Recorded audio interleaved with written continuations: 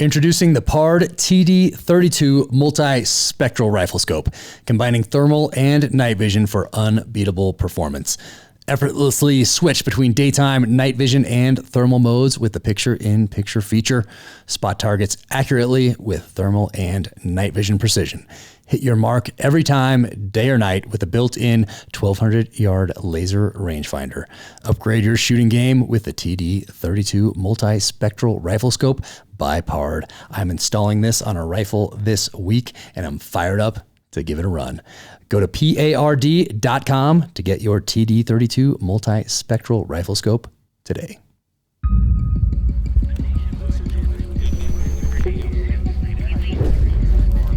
This is the Danger Close podcast, Beyond the Books with me, Jack Carr.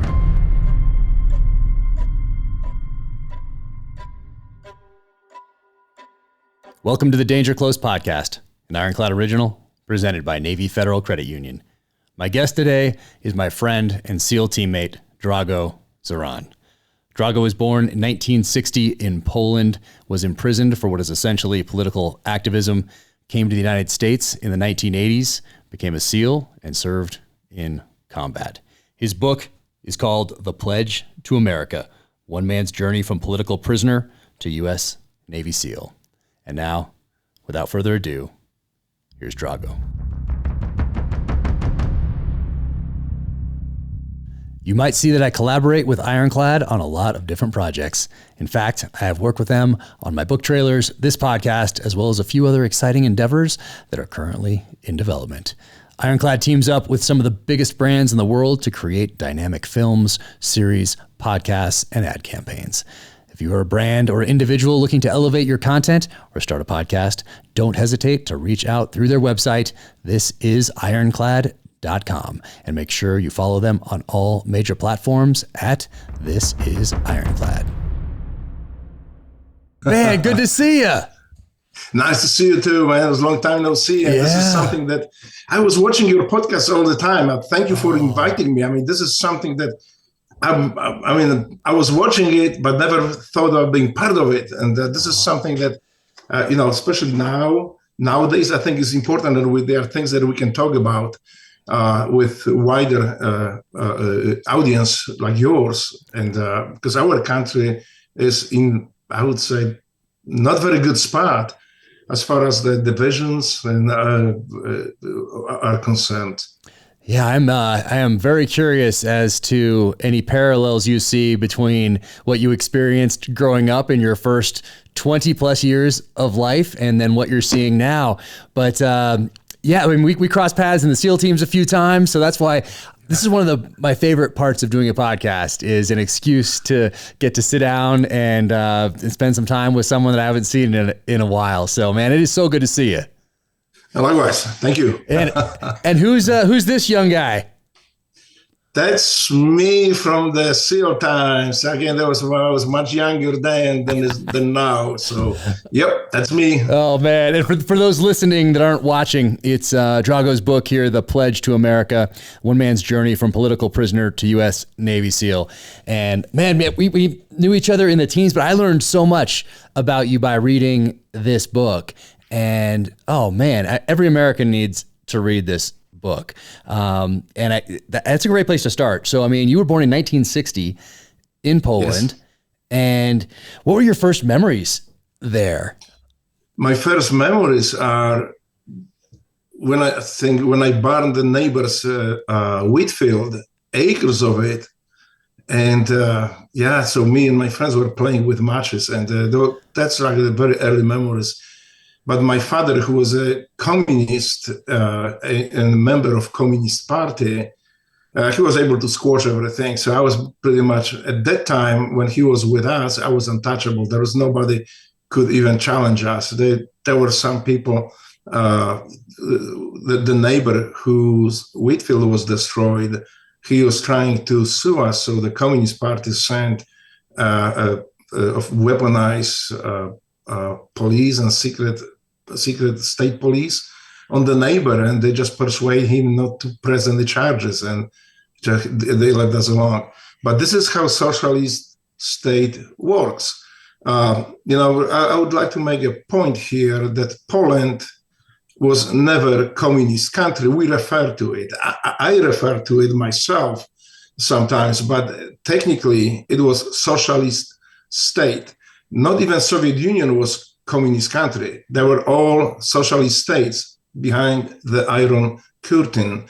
So yeah, but this is how socialism works. And whether it is Adolf Hitler socialism, National Socialism, Joseph Stalin socialism, Castro socialism, any other socialism, they have these many things in common.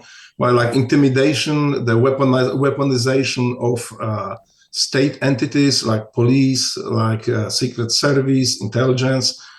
And so this is political prisoners, persecution of political opponents. So this is what happened in Poland too. The same thing, the socialism and socialism.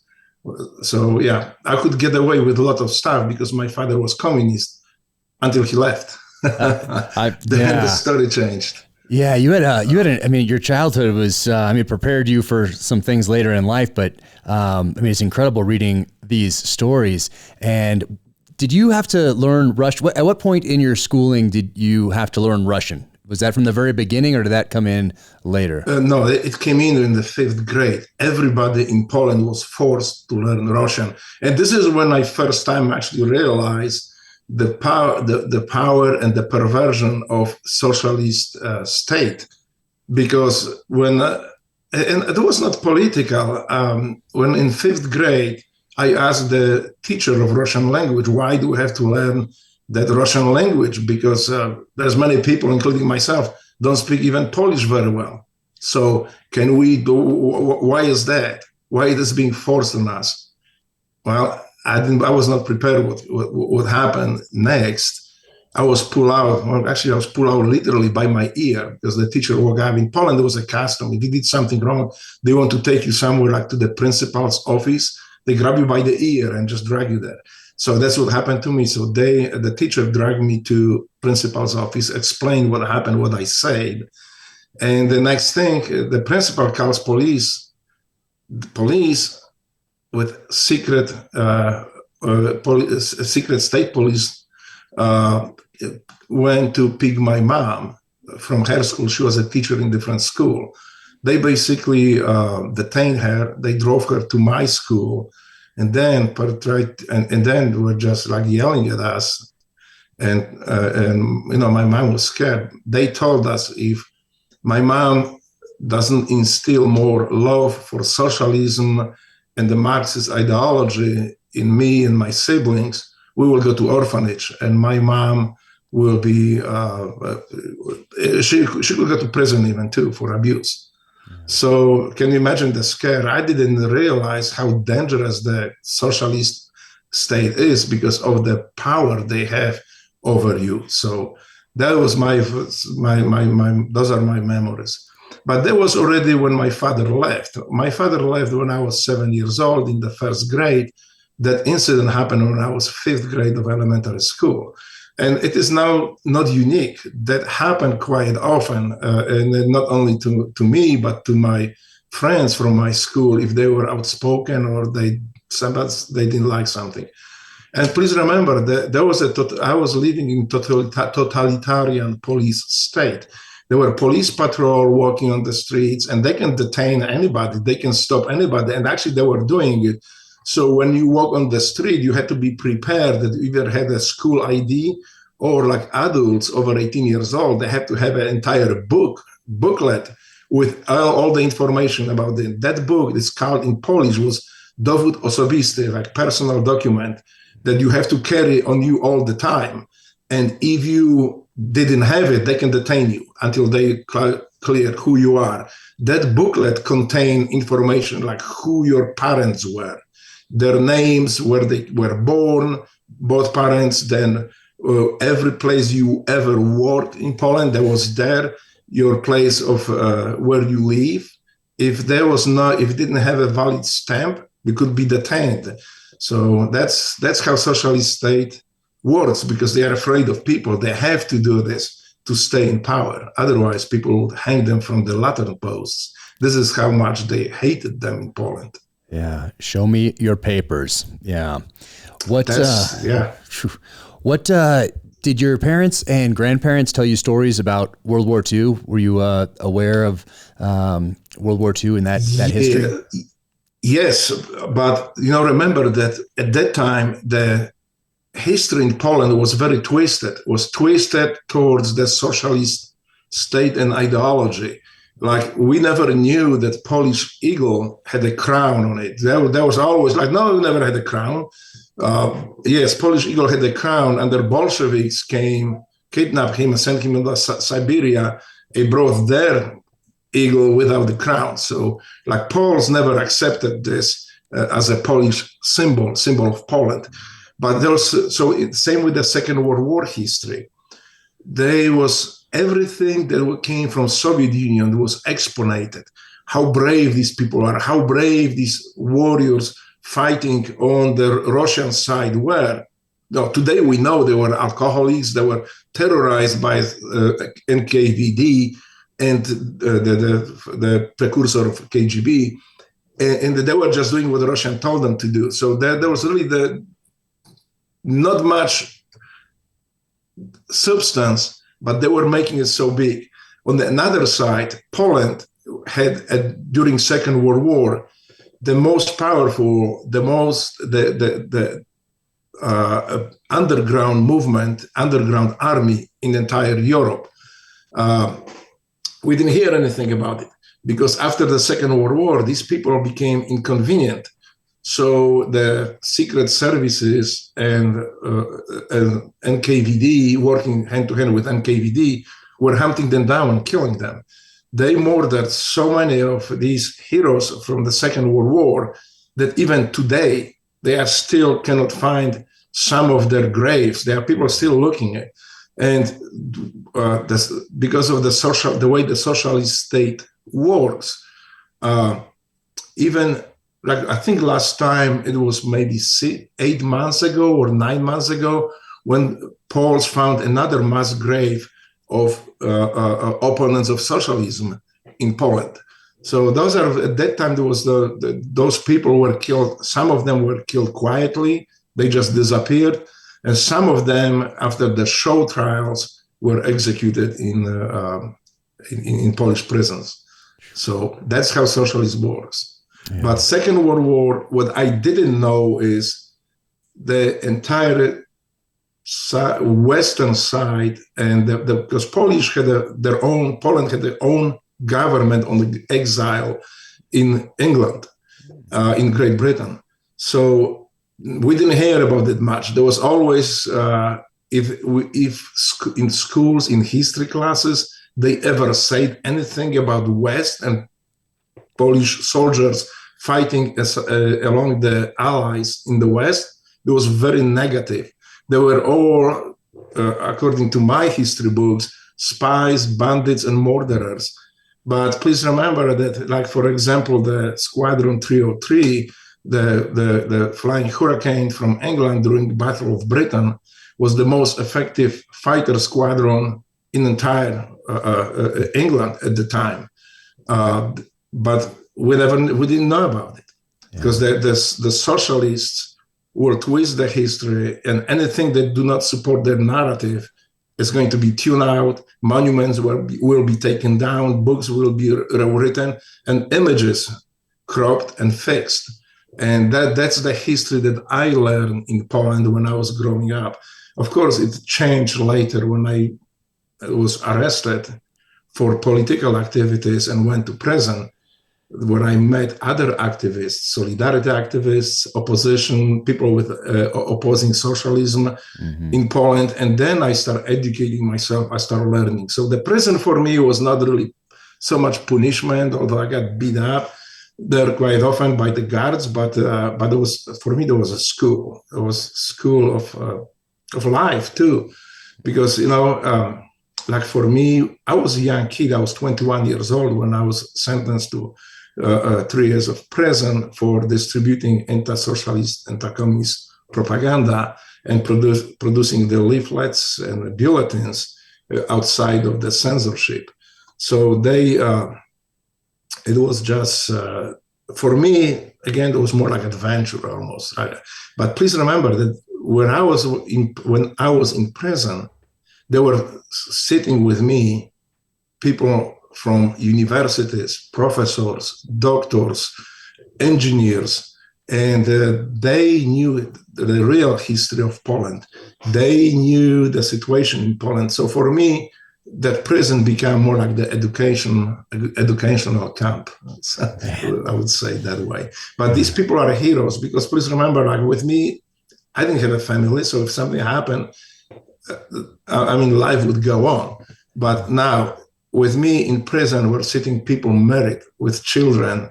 And one day their house was raided. The parent was snatched from the house in prison, and they didn't know if they will see them again, because at that time none of us were sure if we will live long enough to survive that uprising, and we didn't know if they didn't send us into Soviet Union, because it was another popular method of communists and socialists in Poland. Mm-hmm. Inconvenient people were sent to Soviet Union or expelled from Poland, but most of the time they went to Siberia and to Soviet Union. So we didn't know it. And these people were still standing by their values. These people were still standing by their ideals. And this is very important because, again, for me, that was not that difficult, but for them, the easier would be maybe to give in and say, hey, you know what? Okay, I will not do anything anymore, just let me out. No, these people say, I know I have family, I know I have children, but this is so much more important, maybe not important, but this is such important thing that we're not gonna give in. We're not gonna change our views, and we're not gonna collaborate with socialists and communists. These are heroes of the time. These are heroes for me, because again, and we know that socialist state, the communists with that power, they were intimidating and harassing their families. So people were sitting in prison, they were going after their families and harassing them and intimidating. And these people endured it and they didn't change their mind. I describe in my book at the very end, there's a chapter, Spirit of Polish People. And one of the defenders is a friend of mine, Andrew Krasuski. When most of us defenders, defending ourselves from socialist state, we had our stories like with me and with my group. We just say we didn't do it and prove it. So they really couldn't prove it, but it really doesn't matter in socialist state, socialist totalitarian oppressive state. But this guy, that Andrew Krasuski, he refused to defend himself. He just started schooling and laying the truth to judges, to court, to people. I described this conversation, one of his conversation with judge.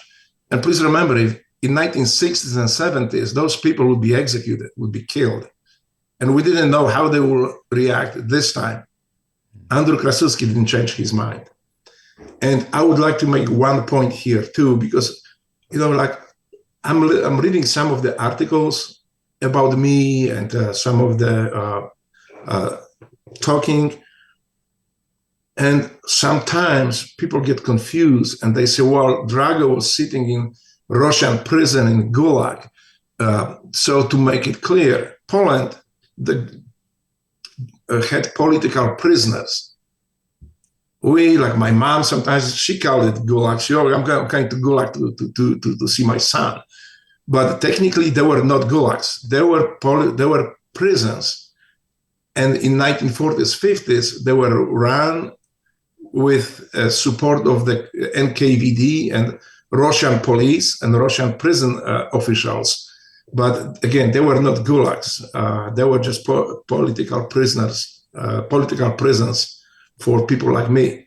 And so just to make it clear. Yep. The gulags, they were not in Poland, but the system was very similar and treatment was somewhat similar. Maybe we just refused to work. And like gulags, there were labor camps. In Poland, we didn't have a labor camps. The political prisoners refused to work. So we would not give in anything to these prison guards and prison system in Poland.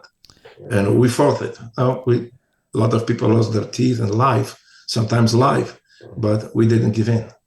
Yeah, I want to ask you about the hunger strike and being in prison and what led up to that. But I love how you said, I hadn't heard that term before, inconvenient people. So I wrote that down. That was very interesting. Inconvenient people getting shipped off to prison. When did you learn about Captain, and I'm going to pronounce it wrong here, Pilecki in World War II? When did you find out about what he did? Captain Pilecki. Yeah, I learned about him in prison. We didn't know anything. He is a Polish hero. He was participating in the September War, then in Warsaw, later on in Warsaw Uprising, but before that, he was very active in Polish underground army, opposing Hitler's and his military. So he was fighting them. And at one point, he actually volunteered to be caught by Gestapo and sent to Auschwitz, to concentration camp, because on the West at the time, people just did not believe, or some did not know about the atrocities committed by Germany, Adolf Hitler's Germany at the time in Poland. So his task was to go infiltrate the concentration camp and send out the reports from there. For me, that's suicide. I mean, you don't come out of concentration camp the same person if you come out at all. He volunteered for that. He went there. He wrote the reports. He helped organize the movement within the concentration camp. But once the reports were received in the West, he escaped. Here, there was a network that helped him. He was able to escape. So for me, I cannot even imagine somebody volunteer to go to concentration camp and hoping that maybe he will be able to escape. But it was Captain Pilecki, Witold Pilecki. He did that. And what happened to him next? When Russians brought socialism on their bayonets to Poland after Second World War, he became a very inconvenient person for socialists and communists. He knew the West. He knew how the West works. And people like this were dangerous. At least they were deemed dangerous by communists like my father. So after a short trial with fake, I think the charge was espionage, that he was spying for the West, for Great Britain, for United States, and he was sentenced to death. That was a huge, big short trial going on at the time. But then they quietly just killed him with a shot to the back of his head in the prison. That's how they deal with it. Today, Poles still cannot find his grave. They are looking for it. As they are looking for his grave, they are finding many other mass graves of socialist regime. So again, to please understand I hope that a lot of people will understand the distinction. Poland was never a socialist state, because here at home, I hear often that, well, communism was bad. Look at Poland, look at the Czechoslovakia, East Germany, and Soviet Union. Communism is bad, but socialism is good. Well, let me just spell it out. Neither of the countries, none of the countries behind Iron Curtain was ever communist country. They were all socialist states run by communists, ardent communists like my father. So that was that's I hope and make it clear, especially for those people here enamored with socialism. And by the way, I hear sometimes, well, socialism, this is where we build, the government builds the roads, government sets up the schools. Well, if that's socialism, then Pakistan would be socialist state, and Saudi Arabia would be would be socialist state. The Morocco would be socialist state. We know they are not, but by that standard. But this is how perverted it is. This is how the way they sell the very dangerous ideology to people. Well, socialism is just building roads. No, it's not. I mean, look in the history, and people need to look in the history and read about the socialist states behind Iron Curtain, the repression, the murders, and oppression. Mm-hmm. And your mom was anti-communist, anti-socialist to the kids, and your dad was a member of the Communist Party and didn't want to hear that. So you have these two influences up until age 7. At least. And I think your mom was a teacher and your dad was a teacher and then worked in a theater and museums. Professor. Yes. And then he moved into political, once he started progressing within the Communist Party in Poland. And eventually he became full-time apparatchik and an ardent communist. But yes, you're right. You reminded me, because when my grandmother, so his mom was teaching me how to pray. I don't remember how old I was. Maybe I was like 3 years old, because I think I didn't know how to pray. So for me, it was like a little poetry that I had to learn certain words. Right. And we always, my grandmother told me, get on your knees, put your hands together. And now I pray with my grandmother, his mom, my father's mother.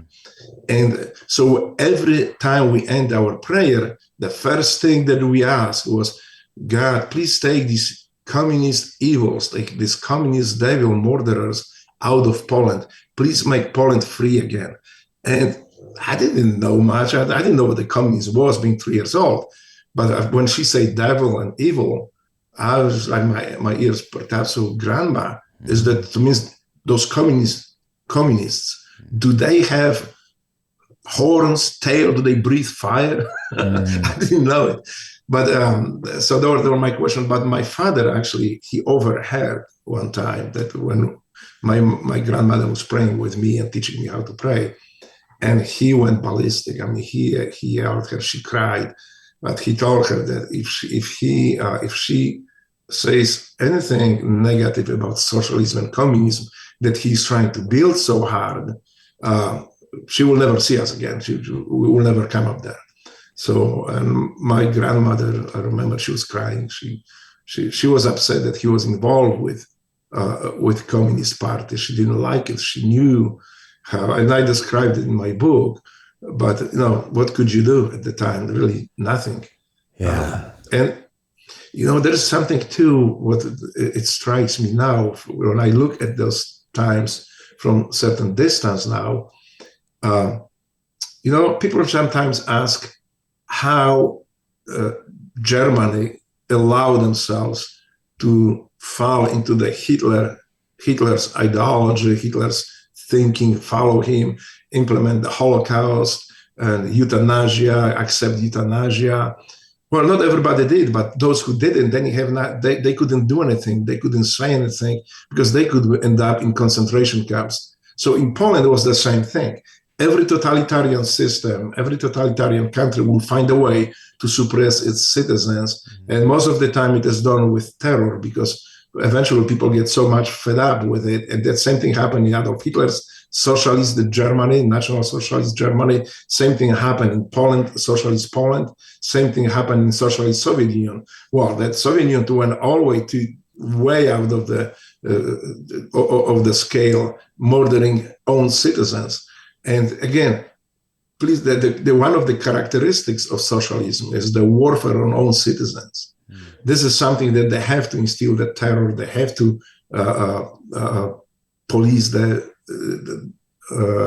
citizens and do not allow them to speak or think freely. So, like in Poland, the more depravity is thrown on society, the easier it is to govern it. The more divided society is, the easier to govern it for them. And this is why in Poland, there was divisions. There were rich people, there were less rich people, there were intelligentsia, there were workers, physical workers. Actually, in your personal document, it was stated if you are part of intelligentsia or if you are physical worker. And then if your parents too, that book contained also information if your parents who came from intelligentsia family or from physical workers family. So imagine that. That's just like, that's socialism. Yeah. Do you remember during that time period, or before or after, what the gun laws were in Poland? Was it only police, military, or if you were a member of the Communist Party at a certain level, could you have a firearm and register a gun? Do you remember anything about gun laws? Well, I haven't seen the gun until I was like 20 years old. Yeah. When the police pulled the guns on me. But in Poland, and I think this is why people were so terrorized, because they had no means to fight back. Nobody had the guns. They were forbidden. If you had a gun, if socialist regime caught you with the gun in 1940s and 50s, you could be executed on the spot. They can try to take you in the police station and kill you. This is how bad it was. You could not have the gun. If you had a gun, you were a villain. You were the insurgent. You tried to overthrow the government. And there's every single time, like every time somebody was talking about bread, I want to have more bread. I want to have food. I want to have more freedom. They were always branded insurgents, terrorists, trying to overthrow the elected socialist government. And we know now, or I knew before, but we know now that all these elections were fraud. They were fraudulent elections, because otherwise they would never stay in power. People were sick and tired of these socialists. They would hang them from the ladder posts. They were ready to do so. Yeah. And in the book, you talk about taking newspaper and stuffing them under your clothes to give you some little insulation, to stay warm. And it's incredible the way you describe growing up there. But so I really want everyone to read this. Service isn't just what Navy Federal Credit Union does. It's who they are. That's why Navy Federal created tools to help you earn and save more. Make your financial goals a reality with great rates and low fees. Members enjoy earnings and savings of $473 per year by banking with Navy Federal. An average credit card APR that's 6% lower than the industry average. A market-leading regular savings rate nearly 2 times the industry average. Learn more at NavyFederal.org/offers. I've been a member of Navy Federal since I enlisted in the Navy in 1996 and have had nothing but positive experiences with them for what is now closing in on 30 years. Wherever we were stationed, whether at home or abroad, Navy Federal was by our side. Navy Federal has made it their mission to help military members and their families tackle home ownership. With their new no refi rate drop option, you can buy a home now. And if rates drop later, you can then lower your rate without refinancing. Plus, they also offer mortgage options with 0 down payment, so you don't need to wait years to save at Navy Federal. Our members are the mission. Find out more at NavyFederal.org. Navy Federal is insured by NCUA, membership required, equal housing lender, open to the armed forces, the DoD, veterans, and their families. NavyFederal.org. But also at some point you find boxing and martial arts. How does that come into play? So when my father left, I learned very quickly that violence works. Violence always works. If it didn't work for you, it means you did not apply enough of it. So as a kid, first I was bullying kids, then I was being bullied. But for me, I find out very quickly that carrying a steel pipe in my bookcase was kind of very helpful and very quick. The news spread that people that follow me inside the apartment, because there was huge apartments, so we have like one common entry. So people who try to harm me and follow me there, they didn't come out. So usually the ambulance show up. So that's another thing that I learned very quick. And then I had the opportunity actually to sign up for that. I didn't know that it was a police club at the time, but it was a boxing club. So I said, well, I'm going to sign up. I think I'm good with it. I like to fight. So, and I did extremely well. I didn't have a father, but the trainer, the coach, he sees something in me, and I wanted to appease him. So I was beating these people even harder because I wanted him to be proud of me. And like that one time when I was sick, he came to my home, asked me if I am okay. And I remember it was so unusual. I was so taken by it that somebody come and ask about me if I'm okay. So that was very, very. So I was beating these people even harder. I mean, in the gym. So he really liked me. But then I moved to Warsaw. Then I came back. I got kicked out by my father from Warsaw. So I signed up for Karate Kyokushin. And this is where I started learning martial arts. So this combined with boxing pretty much made me untouchable on the street. And I went to town with it. And this is how I started my military training. But also, even before that, when I was carrying the pipe, I remember I learned very quickly, too, that the children of party members, they had such a nice food because they had separate stores where parents can go and buy things that was not available to Poles, so, regular Poles, regular Polish people. So I remember one time I lost it because when I was going to school, my mom most of the time put some little bit tea on my bread and sprinkle with sugar. Or sometimes we didn't have a tea, then put some water. So I was okay. I mean, I didn't know any better. But when I seen these sandwiches and these party members' kids, one day I lost it. I just woke up to one of those kids. I took his sandwich, I bite it. It was like, it tastes so good. I was like thinking, okay, so that's what's going to happen. Tomorrow, you're going to bring 2 sandwiches. One for me, one for you. You bring one, you ain't eating. So he said, what did my mom tell me? Well, I said, this is what I didn't know any better, but my mom always tell me, I know it's maybe not very tasty, but you need to eat because you need to be strong and you are growing.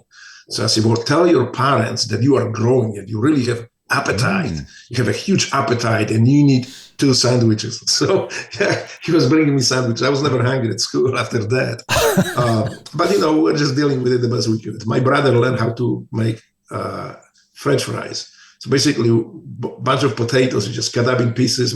He throw it in the grease and he had French fries. My sister was doing something else, but I was just robbing rich kids from sandwiches.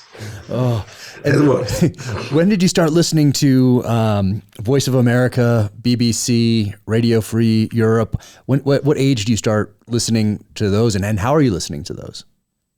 So what happened is my uncle, he had his own business. He opened his own business. He was making bricks and cinder blocks. And he was doing so well that he was start competing with other little factories run by Communist Party members. So he became the competition, and people refused to buy from Communist Party members. They were coming to him to buy the building materials. So they sent those, and at the time I didn't know anything about those radios, right, about the radio stations. I just knew my uncle was beat up and was attacked, his business destroyed by those anti-fascist groups in Poland. They call themselves anti-fascists, anti-Nazis, and everybody, they didn't like it. They just brought him fascist and Nazi. So my uncle was fascist and Nazi because he was running good business. So they went, first they gave him warning that he needs to scale down with his factory, with his production. But he said, he explained that he cannot because he won't be able to survive. Because, he had our own factory, but those were still poor. There's not like today, if you have some successful business, you can live well. Up there, whether a business you have successful or not, you are still under the boot of socialist oppression. And so my father told them no. So they sent these young kids from colleges, from factories, indoctrinated. Some of them were just paid for, and they went to his factory and destroyed everything. So he rebuilt it. They went again, but this time they beat him up, and then and destroyed his. So the third time he rebuilt it, they beat him up. They destroyed things. When he went to police, the police arrested him as a Nazi element and fascists. They beat him up and even more and sent him home. And he was so bitter about it. He said, well, you know what? I was not trying to fight this oppressive totalitarian socialism, but I have no choice now. I'm full against these people. And he will start teaching me too where to find information about history, Polish history, where to listen, what radio stations to listen. So like BBC, the Voice of America, Radio Free Europe. So I listen to it, but please remember at that time, you could go to prison for listening to these stations. And government, the socialist totalitarian government, went to great length to drown these radio stations. So there were antennas built around the Warsaw Pact countries that provided the sound and tried to drown. Were working the same frequency with Radio Free Europe was working. So you couldn't hear, or you could hardly hear anything. To hear anything from these radios, like in my case, I would have to make it fairly loud to go to kind of listen over these, how to say it, that sound that the socialist government was sending over the waves. So it was like, whoa, whoa, whoa, whoa. And then you can hear a little voice coming out in the background. So you have to make it pretty loud. And that just panicked my mom, I remember. So I was told that for me, if I want to listen to it, I have to have like 10 or 15 pillows. I mean, we didn't have that many, but blankets, pillows, anything she could find, she piled on me so I can listen, because we didn't know who our neighbors were. You can have a great neighbor, but a lot of people at the time were snitching and working for the secret state police. So my mom was afraid, because if they caught me doing this, I could go to orphanage. They could take us away, and they could arrest my mom. I still remember that conversation at school in the 5th grade when I kind of piped up that I don't want to learn Russian language. They told us that, this is, if she doesn't instill more love to socialists, the government will take care of her kids, that means us, and the government will teach us the proper way to love and enjoy socialism. Yeah. And so yeah, my mom was afraid, but this is how I was listening to it. This is where I started learning more also about the Polish history, what the real Polish history was, the real Polish hero. And that was the first time that I learned that Polish ace from the Battle of Britain, top scoring Polish ace within the Polish fighter squadrons. After returning to Poland, was arrested and sentenced to death. He spent 4 years on the death row, waiting to be executed. And as he's seen more and more people from his cell being led and executed, he was afraid too. But he didn't change his mind. He didn't change. He didn't comply. And eventually, the West find out that he's sitting on the death row. Winston Churchill people and from the United States. The request came and that he will be free, that they release him. He was eventually, his death sentence was commuted, I believe, to 25 years prison, and eventually he was released after the Stalin death, I think. Man. So it's incredible, some of these stories. Yeah. I never thought about it much, but good God, now I'm living in free country. I'm living in beautiful country with life values, that life is of value. And I'm looking back and it's like, how people survived that? But please remember, Poland today is a free country. It has free elected government. And, they have their own problems. They have they squabbles too, political squabbles, but it is free. People are not looking over their shoulder to say something, to prison for it. Yeah. Because this is the one of the first indication that you are living in totalitarian system, totalitarian terror state, when they can arrest you for speaking your mind, when they can arrest you for being opposing the primary political party, or put you to jail if they deem you too dangerous to oppose them. If you go, they will arrest you, they will denigrate you. There is actually technique. I wrote in my book about it. There's kind of funny story because there was a book about FBI showed up in Poland. It was printed by the communist government, by people like my father. When they describe the technique, they call it a cancellation. And so people, they were inconvenient for socialist state, but they were not really, they were well known. They were well known as a good citizen, good citizens, good people. So the government could not just go, sometimes they did, but sometimes they tried to isolate this person. So not to kill the person, not to put in prison, just remove that person's influence from society. So the secret police, their agents, those anti-fascist guys, they were spreading rumors that, well, that person, this hero from Second World War, he's a pedophile, or he's this, or he's a thief. And, that person didn't know about it, but suddenly around his circles, they start growing this type of discontent, this kind of dislike of him. And that person, that family never knew what hit them. But it was that one of the techniques that secret police used. But it was described in that book that FBI was using that technique here in the United States.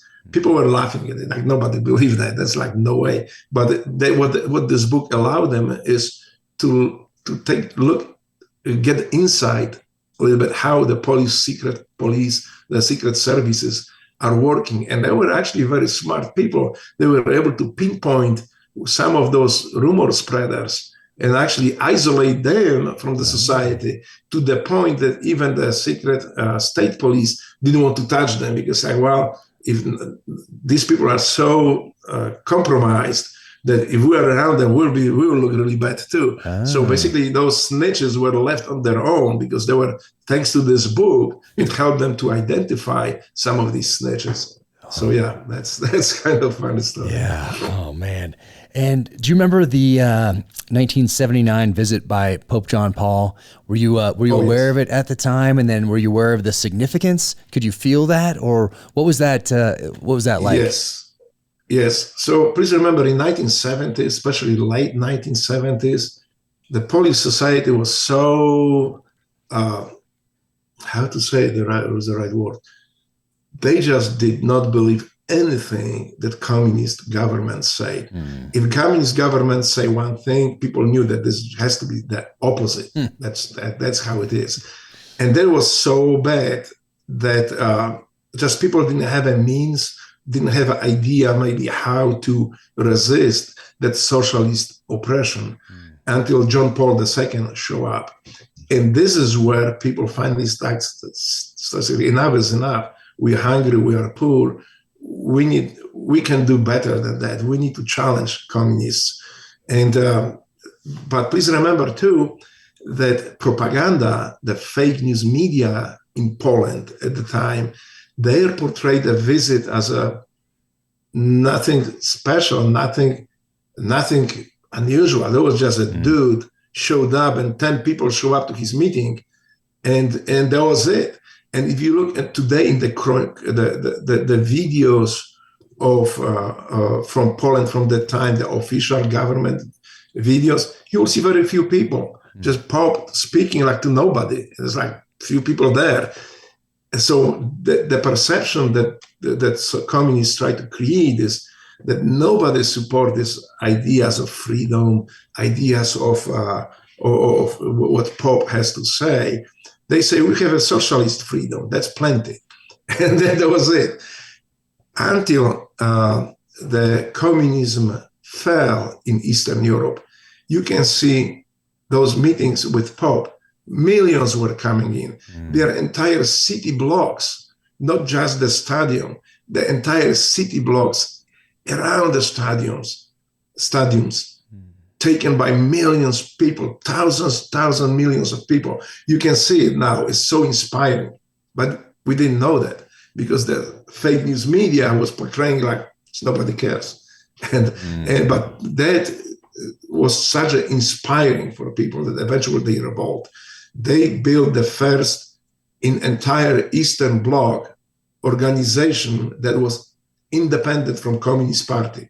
It never happened before. So there was big eyesore in communists, in communist eyes, like my father. Actually, my father was very adamant about it. He says that the Communist Party needs to compel people to like socialism and love socialism and communism. And if they don't, if they resist, means they are anti-Polish. Everything that was against communism, against the oppression, was very quickly turned by communists into anti-Polish. So you say, well, I want bread. I cannot buy bread for 2 days. Well, you are anti-Polish. You try to disrupt and overthrow Polish government. That were dangerous time because if government wanted to push it further, they could. And there's many people in prison who at the time just for opposing the socialism. It was that easy for government to do it. But people were inspired, so they built this powerful trade union. It was called Solidarność in Polish. And that trade union, within a short time, became a social movement. 1/3 of Polish adult population belonged to it. Another third supported it. This is how powerful idea can be. And communists, they could kill individuals, and they did, but they could not kill millions. Well, it happened under another communist state in Cambodia, but here, no. So they couldn't do it. So they started preparing a martial law. They started creating lists of people to be arrested. And under the guise of talking to, stalling the negotiations, they were preparing the martial law. In December 13, 1981, it was imposed, and I remember it was at midnight, at midnight on December 13, when all TV stations, all telephones, radio stations went blank. And like, we already knew that something is going to happen. And then people start coming to our Solidarity headquarters saying that this family was arrested, that family was arrested. So basically the raids on Polish people by communists started shortly before midnight. And by the list, in entire Poland, they went house to house and were pulling people from the list and arresting them. Now, the government at the time, the communist government, which my father was part of it, was very quick to come out and say, no, there's nothing to worry. We didn't arrest these people. They were just interned. Interned means they can just live in some small isolation, but we just did it for them, for their protection and to protect Poland. How would you do that? I mean, that's such a joke. So it infuriated people even more. But this is how they brand these, how they call the first political prisoners on such a mass scale in Poland, internees. So they were not prisoners. They were sitting in prisons, but they were not prisoners. They were internees. So the next wave, the estimation is that it varies from 6,000, 7,000 people, 25,000 people up to 60,000 people arrested in one night. So I was swept in the second wave. So after they arrested thousands of people that one night, well, people who were opposing, who were not as important as the first wave, they were being swept. And at that time, me and my friends decided to publish I wouldn't call it even a newspaper, it was a bulletin. It was a leaflet that we also, once we printed it, we were passing to people on the street because we didn't know how to do it. This is not the way to do, the right way to do it. You try to hide yourself from oppressive terrorist government. but we didn't know it. So we're just printing it out and passing to people. And it was just a matter of time before we get caught. But so these people like me were branded criminals. That was not that I was political prisoner, because I was just writing what really happened in my city, what took place in my city, or like my recollection of the events. No, that was enough to put you in prison, but I broke the law. Please remember, in socialist states like Cuba, Poland, Soviet Union, Czechoslovakia, some of them are no longer socialist states. The law is weaponized. This is why I hear often, why didn't you just vote these communists and socialists out? You can't. You cannot. Because they set the law. Once they get to power, that is almost impossible to challenge them.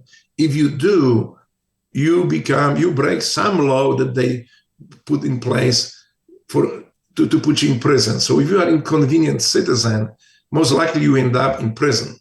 And some of those political prisoners, if they couldn't prove anything, they were sitting for, like one of the guys I met, he was sitting in prison for stealing milk. It's like, well, how you steal the milk? I mean, like, no, I said, I didn't steal the milk.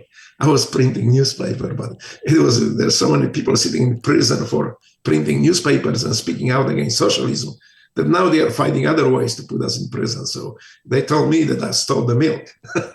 So he got like 3 years prison sentence. I met him later in the United States too. So, oh, wow. He escaped. But this is how a socialist state treats citizens. They have to have this oppression, that weaponized law, weaponized state entities and police to keep a society in check, to prevent from ever being challenged and voted out. So all the the elections are rigged, are fraudulent. And that's what, but those are the symptoms of totalitarian terror state. Yeah. Did you have your smuggling ring at this point? When do you have your smuggling ring? When does that come in? That was before, that was before that. Yeah. So we were very poor. And like you mentioned earlier, like I don't even have good winter clothes. My father refused to pay. Actually, this story, because my mother, she was crying because we didn't have warm clothes. So she asked my sister to go and ask father to buy us maybe coats for winter, or maybe increase the child support that he was paying. Well, he just told her that to get out, because this is my mother's responsibility to provide the coats and winter clothes for us. And Carr already told him how much he should pay, and he's not going to pay a penny more. So yeah, that was not very helpful, but this is how my father was. And so I was wearing those, like you say earlier, the newspapers in my clothes to stay warm. But we figured out that, hey, you know what? Well, let's be millionaires. We can be millionaires. We just decided we can do it. We found like a prostitute who was actually involved with a lot of foreigners at the time in Poland. So she knew some ways how to smuggle things and what to do, what to sell, or where to sell. So we were picking her brain, and eventually we decided, we're gonna go smuggle our own products. So we purchased a bunch of jeans, Levi's, and oh, good God. You could not just travel to Soviet. The plan was to go to Soviet Union, sell the jeans, buy the fur hats, like the Russian fur hats, smuggle that to Romania. In Romania, sell the fur hats, and sometimes there was a good idea to buy the cigarettes, smuggle them to Bulgaria, and then back. And just every time you do that transaction, you make more money. So when we came up there, but we didn't know how to do it. So we lost our merchandise to border guards almost on every border. So we didn't do well, but it was still okay. It was still good enough. But I remember trying to get in the train from going to Soviet Union, to Russia at the time. And I couldn't get in the train because I had like maybe 8 pairs of jeans on me. I was wearing it because you couldn't just carry it. So I had to wear it. So they had to shove me up the stairs to the train so I can I can get in it. So yeah, we were doing this, but we didn't know what we should do. Some people made fortunes doing it. Well, we didn't. Like, for example, we went to, eventually we made to Romania, where we sold the fur hats from Russia, and our task was to buy the leather coats. I didn't know anything about leather coats. I couldn't tell the leather from plastic. So I purchased one that I thought was a good deal, but I didn't have much money because we lost a lot going through the borders. So I bought like a girl's coat. So it was a kind of funny looking coat because it was like super tight here and up to my, supposed to be at your waist, turning into like a nice spread, like a skirt. But I was bigger at the time, so that coat, when I put this coat on, I look like a pervert. I look like a tranny. And people were laughing at it. But you could not sell. So when we smuggled that coat back to Russia to sell it, you cannot carry that stuff with you because the police will snag you. You cannot do business like this.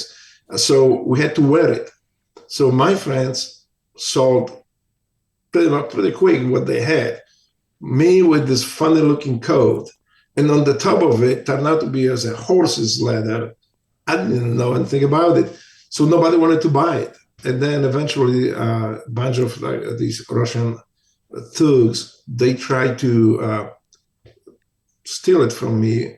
There is a trick that they have. So they just take, to make the transaction, you cannot do it on the street. You wear the coat. And you go to the a gated building or somewhere where you feel more secure, and you can make this exchange. But I already knew what they tried to do.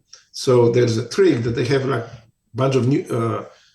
I asked for 350 rubles, so I think it was 350 or something like this. So they count 400 rubles. They count it, and they give you the money, but it's less than significantly less than what you ask for. So what do? You just say, hey, look, this is when you count, you say, no, that's not enough. So the next thing, the guy will turn to another guy, say, hey, let's count it. So he counts you the money that you say is short.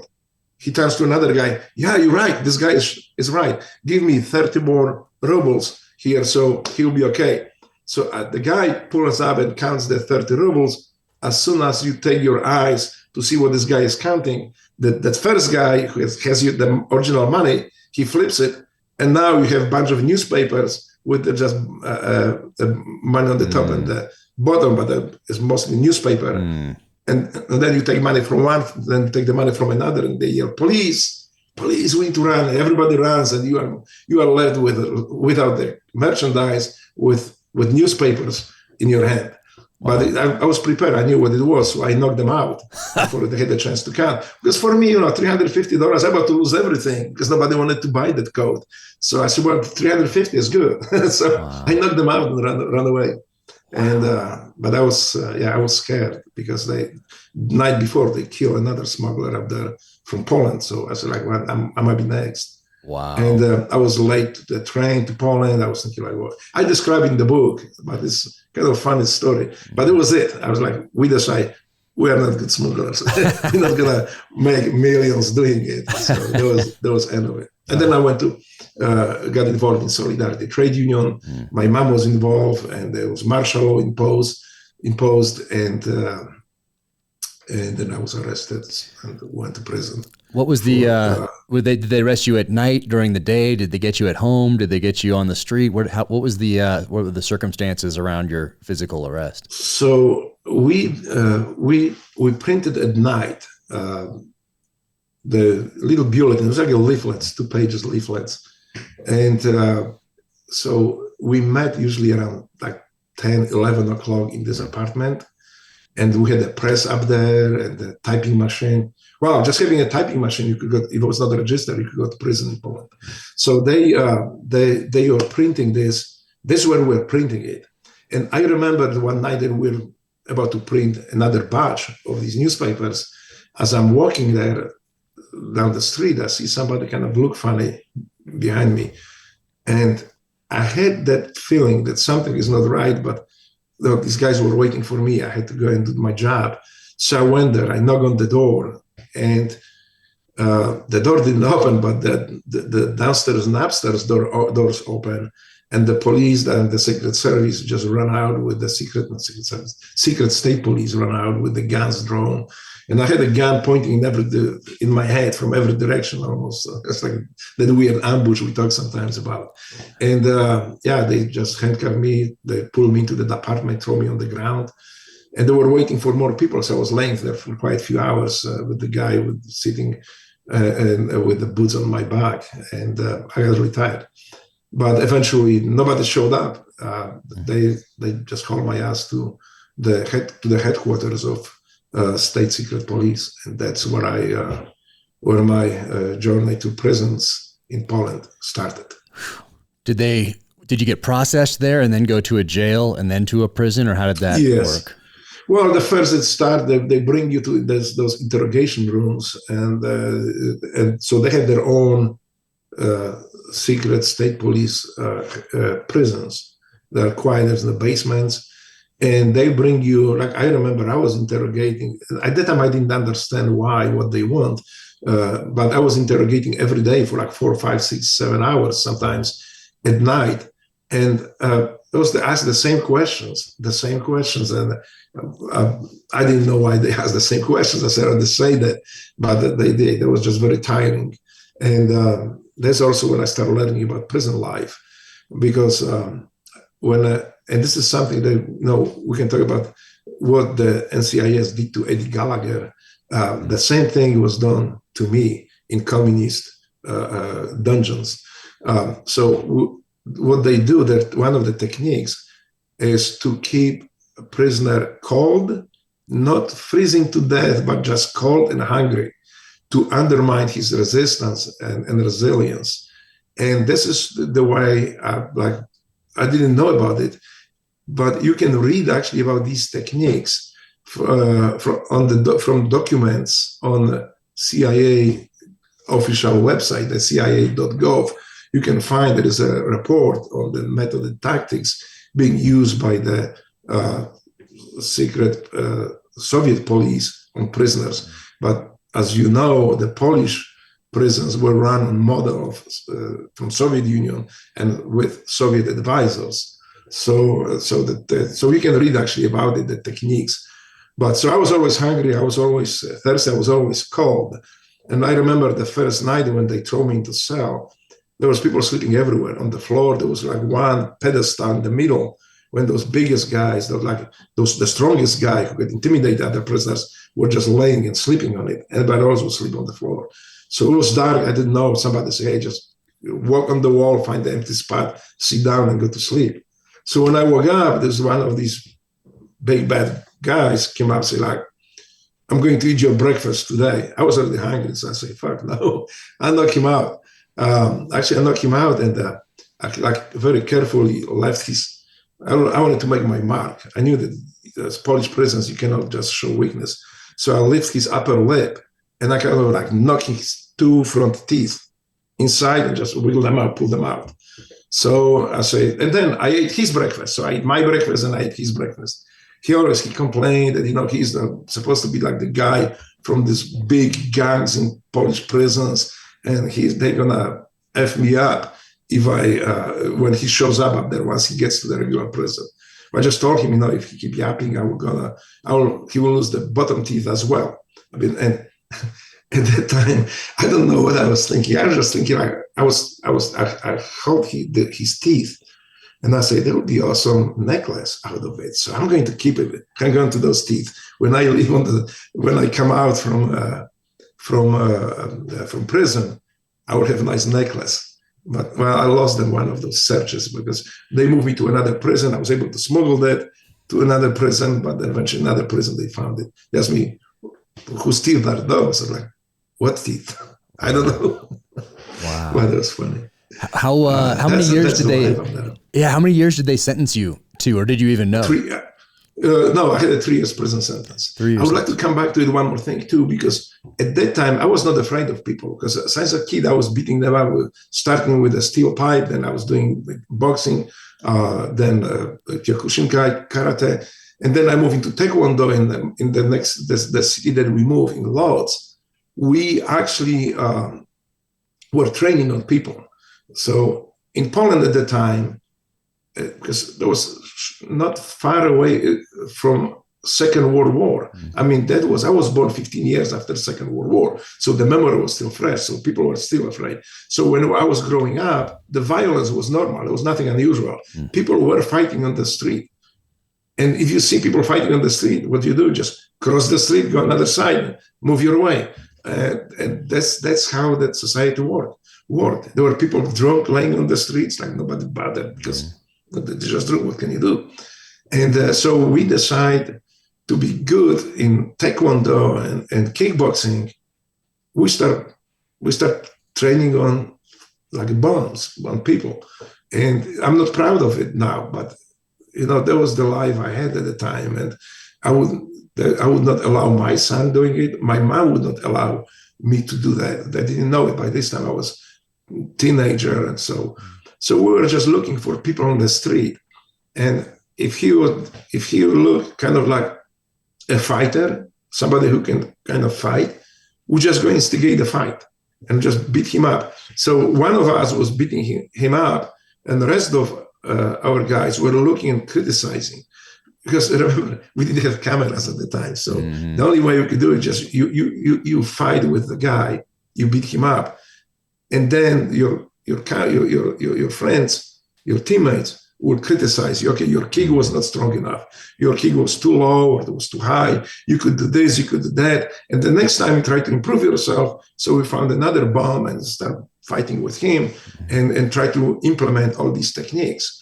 And I tell you, we became so good that we didn't want to look for single people. We started looking for like 2 or 3 of them. So then it was more challenging. Just beating out just one person was not a challenge at the time. And but that's how when I went to prison, I didn't have any fear of these people. So, yeah. Man.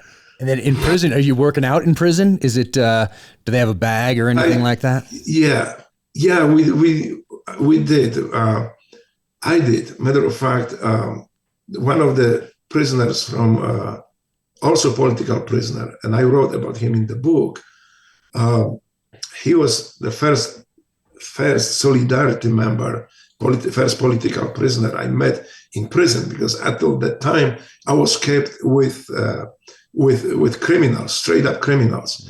So when I met him, we kind of became really good friends, and he was helping me understand Polish history. His name was Edek Kędziorski, and Edward, if you listen to it, cheers. So Edek was really good in the history. He was helping me understand some of the events that happened in Poland. On the other side, I was teaching him how to fight. And for me, when we met years after these events, he says that I might save his life, because when he was being beaten by guards, at least he was able to avoid some of those vicious punches and kicks. But so he kind of credits me with maybe possibly saving his life during those beatings that he was receiving. And he's not the only one. The other was Andrew Krasuski. For me, it was like the most versed historian and engineer, but so versed in the history. He was actually having classes later in prison about Polish history. So he said the same thing, because we were working out together. I was teaching them as much as I could. And he says that was very helpful during the beatings that he was receiving from communists, from prison guards. And the funny story is too, actually he talks about it. There's an interview with him when the Solidarity in Poland is asking him about these events, the reporter. And he said, yeah, that Thomas was there, and we were doing this. Eventually we got sick and tired. So I told him to kick that fence off. There was a concrete fence. Or I did it twice, actually. So I kicked that in prison Hrubieszów, So I kicked that concrete fence. It broke, fell out. We just climbed out of it. The first time I did it by accident, that was when I was moved from the Solidarity, when I was moved from secret state police headquarters to intermediate prison when I was awaiting for my sentencing. So we're working with maybe 30 by 40 feet cages built out of the concrete slabs. We've seen them in Iraq too very often. Later, I think it's common around this region.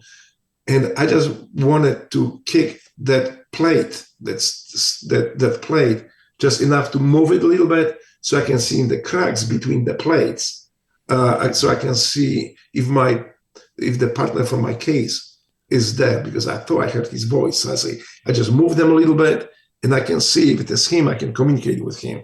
Yeah. I kick it too strong, and the thing fell off. And I was surprised, but the guards were even more surprised. The alarms started ringing. The prison commando came in. They dragged me up, and I went to the prison warden.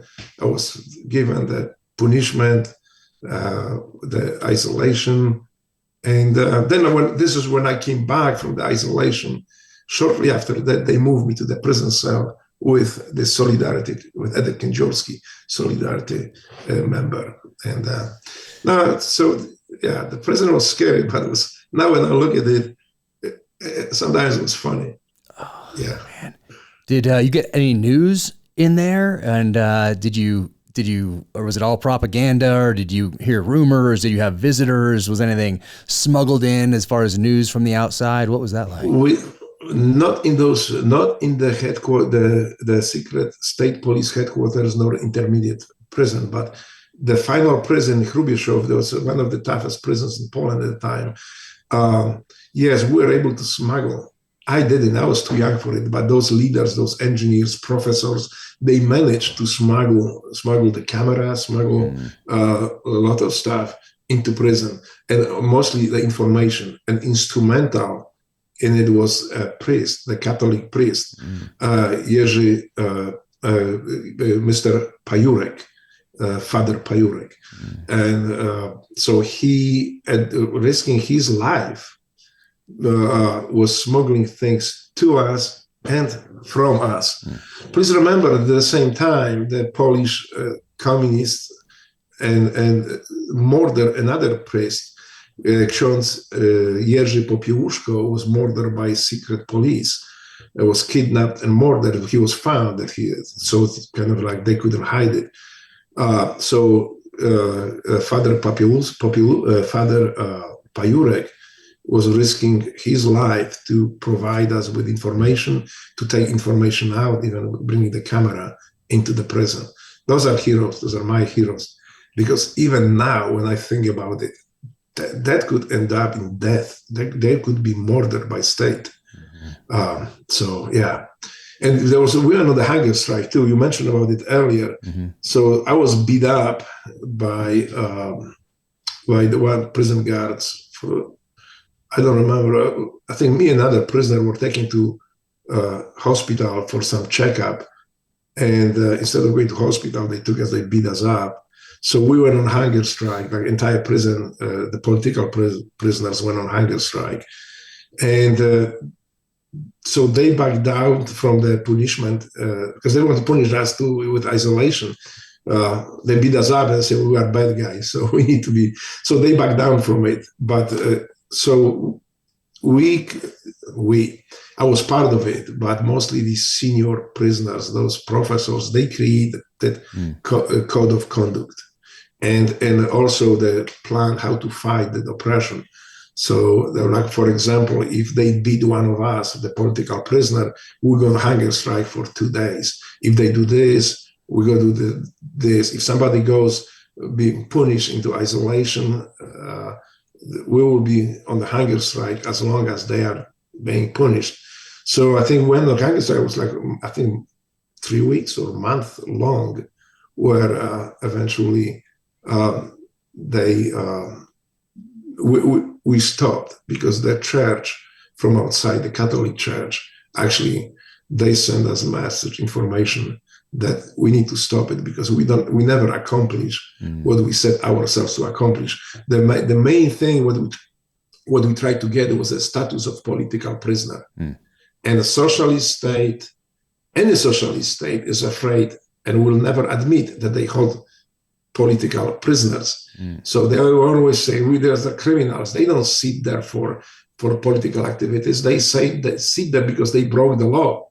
But the law was like, hey, I want to be free. I want to speak free. So because I say that I'm breaking the law, so I go to prison. But this is how socialism works. And that's how, that's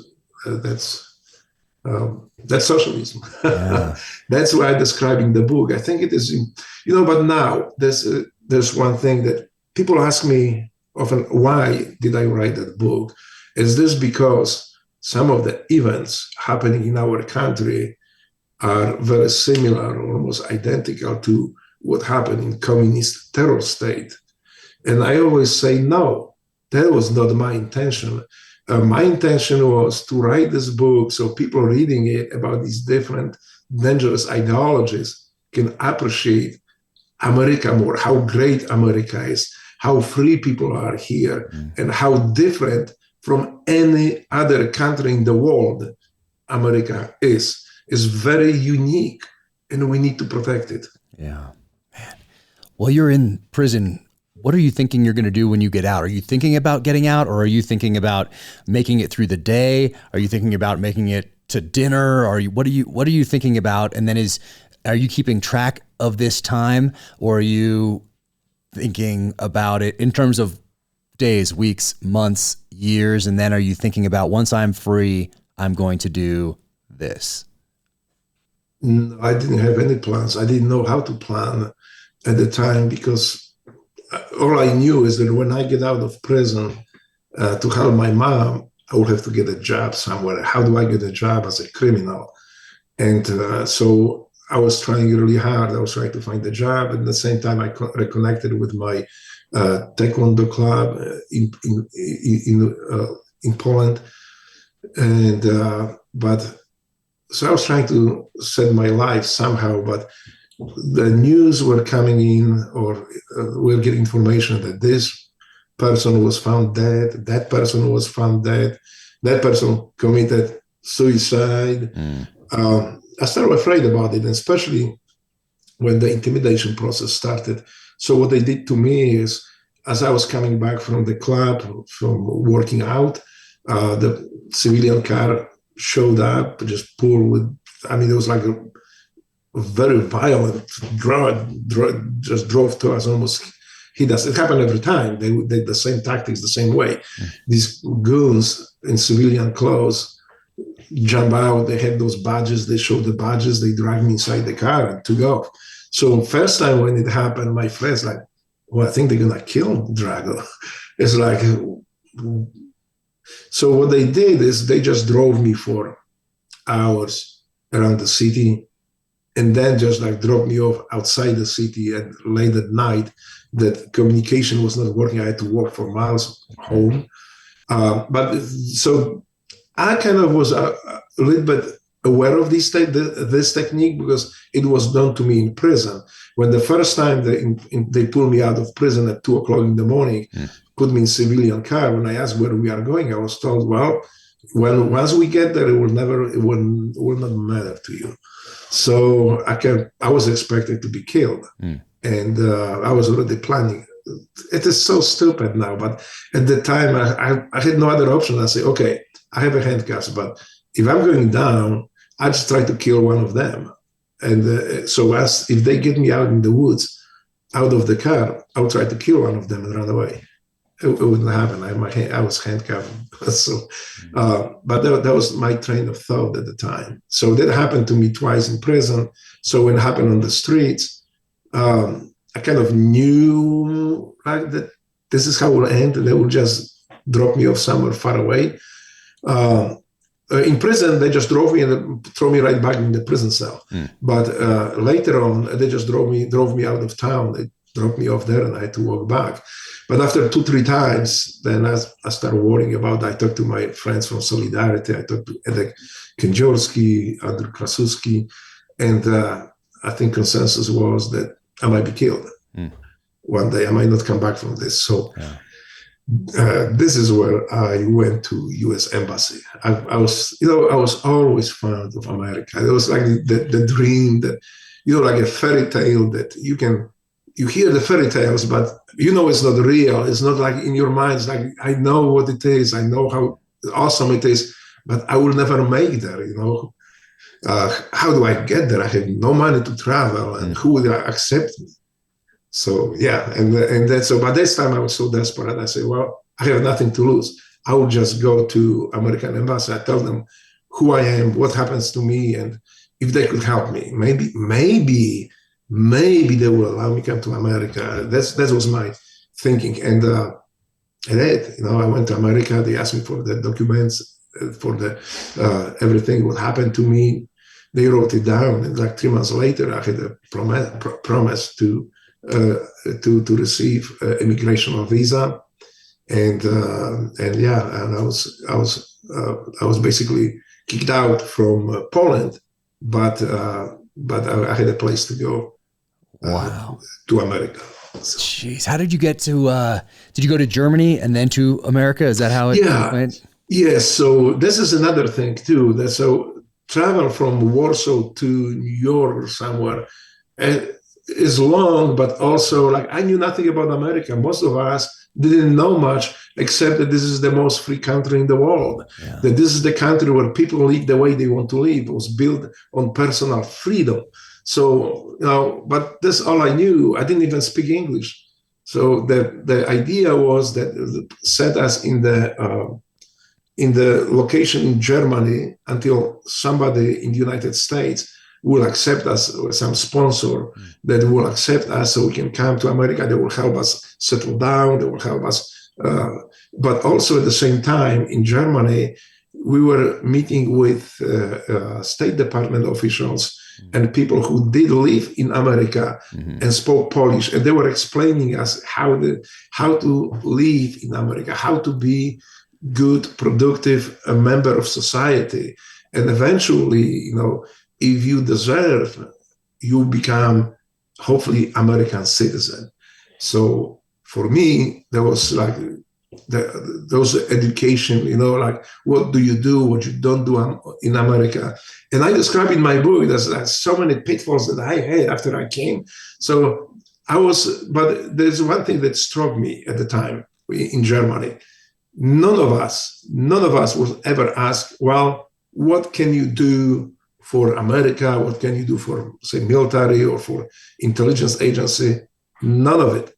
We're only asked to respect American people, American citizens, and respect American laws. That's it. Very interesting. So this is what I told myself, I will come to America, I become U.S. citizen, and I will be the best U.S. citizen America can have. So that was my goal. Man. And you get here and you end up at some point working on Saabs. I saw reading these manuals, and then you get into free fall. You start jumping out of planes. And so what was the lead up to, how long are you here before you start working on Saabs and then decide, do you want to jump out of planes and learn how to skydive? Well, the first I need to actually adjust myself and learn a little bit about society, because I had all these, for example, I didn't speak English at the time. So the couple, like older elderly couple from church, they sometimes took me on the trips, showed me around Memphis, Tennessee, and they even bought me a little dictionary. I have it right here, the dictionary, I still have it. Nice. And I wanted to impress them too, so that I'm trying to learn English, but I didn't know pretty much anything. So as we drove, I remember I was like, okay, this is a tree. And they were like, yes, awesome, you're doing great. So this is a house. And I'm going to this dictionary, like, this is this is that, this is woman. And then I see a black person walking on the street. So I very quickly look at him, and this is the word. And I tell you what, they almost wrecked the car. It's like, what? So just like, I see that I say something wrong. And so I show them in the dictionary that's what the dictionary says. So this lady, this older lady, took the pen, she scratched that word and wrote above black man. That was a lesson, like, I'm glad that they caught these things, but this is how the dictionary was. And I was trying to impress them. I was like trying to do my best to show that I want to learn English. There was many things, I was invited to church pool party with like family party with children and stuff. So me just coming freshly from Poland, from Europe, where the most stylish swimming trunks were like banana hammocks, the tighter the better. So when I showed up and I step out to the pool, I can see gasp, and people I see the parents ushering kids out in one way, and then people just run up to me and say, "We need to go. Come here, come with us." They were not angry at me. They were just like, surprised that I came out with like hardly dressed, and they gave me like big shorts. Well, at that time in Poland and these countries, if you wear those big shorts like I wear today, usually you had to be obese or you had to be like very old. So none of the young people want to wear any of these, but they handed to me just the shorts. They were just swimming trunks. They were just like that. But I didn't argue. I was like, yes, thank you. Wear them up. So once I show up in the proper swimming trunks, they brought the children, the barbecue, and it was a lot of fun. But they had a lot of these things. I mean, I describe in my book, and by the way, English is still a challenge for me. It is still, you can hear from my accent, maybe because when I learned English, I was already 24 years old, and maybe I'm not so smart with the languages. I can speak Polish, Russian, Japanese, and still learning English. But even just recent, not too long time ago, with my wife, when she asked me one time, so what would you like to have? I said, I wanted if she could fix me a nice dessert. Was her like, what would you like for dessert? I said, I would like to eat Kimberly. She's like, eat who? I was like, Kimberly. Who is Kimberly? Then I got confused. It's like, what do you mean, who is Kimberly? We just ate it like 2 days ago in the restaurant. She just thinking, she's very smart. She's like, you mean creme brulee? Like, for me, it sounds so the same. Yeah, I said, yeah, that's it. So yeah, I want the Kimberly again. So no. You need to say the proper, say creme brulee. So I think I'm better, but I still have a list of words. She made a list of words that I am not allowed to say in public with her. So imagine that. Wise, yes, very wise. And how did you end up working on the Saabs? Well, see, so when I came to America, I became janitor. So I started from being janitor, working. I was working hard, and as I learned and progressed with my English, they asked me if I can progress, if I want to have a little bit different job, paying more. And I say yes, absolutely. So my first job after being janitor was being the partsman, so like a helper for the partsman, and in the parts department of Oakley Kesey Ford in Memphis. And I was working so hard, but because of my English, I couldn't do what they expect me to do. But my job was to answer the phone and listen to the numbers. Like, I want the part 556, Charlie, this. And I'm supposed to write it down, then go to the bin, pick the part, and set ready by the gate so the driver come in can pick it up. Good God, I miss so many of those. I mean, those like people were cussing me up and down because, like, hey, I just made to my work with the part, and there's the wrong part. You just gave me the wrong part. But I was working so hard, the dealership didn't want to just outright fire me. They're like, okay, you came from Europe, and never mind, it was Eastern Europe, but Central Europe, but you came from Europe, so can you, do you work on European cars? It's like, yeah, sure, yeah. I never even owned the car in my life. So they brought me to dealership. It was Schilling at the time, Schilling, Porsche, Audi, and Saab. and I'm supposed to interview with the shop foreman for each car. So the Porsche guy came in, it's like, Daro, he says, nah, the guy doesn't speak English very well. He will fuck something up, and there's like expensive cars. So, no. Same with Audi. But then, as I'm waiting for the mechanic from Saab, I'm kind of like losing my hopes already. And then you can hear this big motorcycle, Harley Davidson without pipes. The guy comes in, he's looking like the freaking 7-foot Sasquatch. He walks in, he looks at me, say, that guy? He's like, yeah, so the manager, you want to work with Jim and be Saab mechanic? I was like, yeah. I was actually hoping that maybe he will have some mercy and take me. Just look at me and say, sure, I need a slave. Bring him in. And this is how my career started. James Moore, he taught me everything about cars. I became a good mechanic to the point that even Mercedes people came and asked me to work for Mercedes later. But he taught me everything. And I remember my task at the beginning was to learn about cars and read manuals. I couldn't read. I couldn't. For me to read the page took a day because I had to have a dictionary, find every word in it. Almost. So I asked Jim, hey, can you read this book to me? I didn't know that Jimbo was not a really good reader at the time. He was more like, they call him motorcycle gangster. He was a motorcycle gangster for everybody around Memphis. And he just said, well, no, well, okay, but you tell someone, I kill you. I was like, no, I'm not going to tell anybody. I didn't until just now when I left the Navy. Yeah.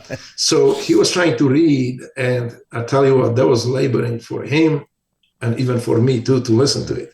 But what he did to me is he set me on the course because, that might be not the best reading, but it was a lifesaver for me.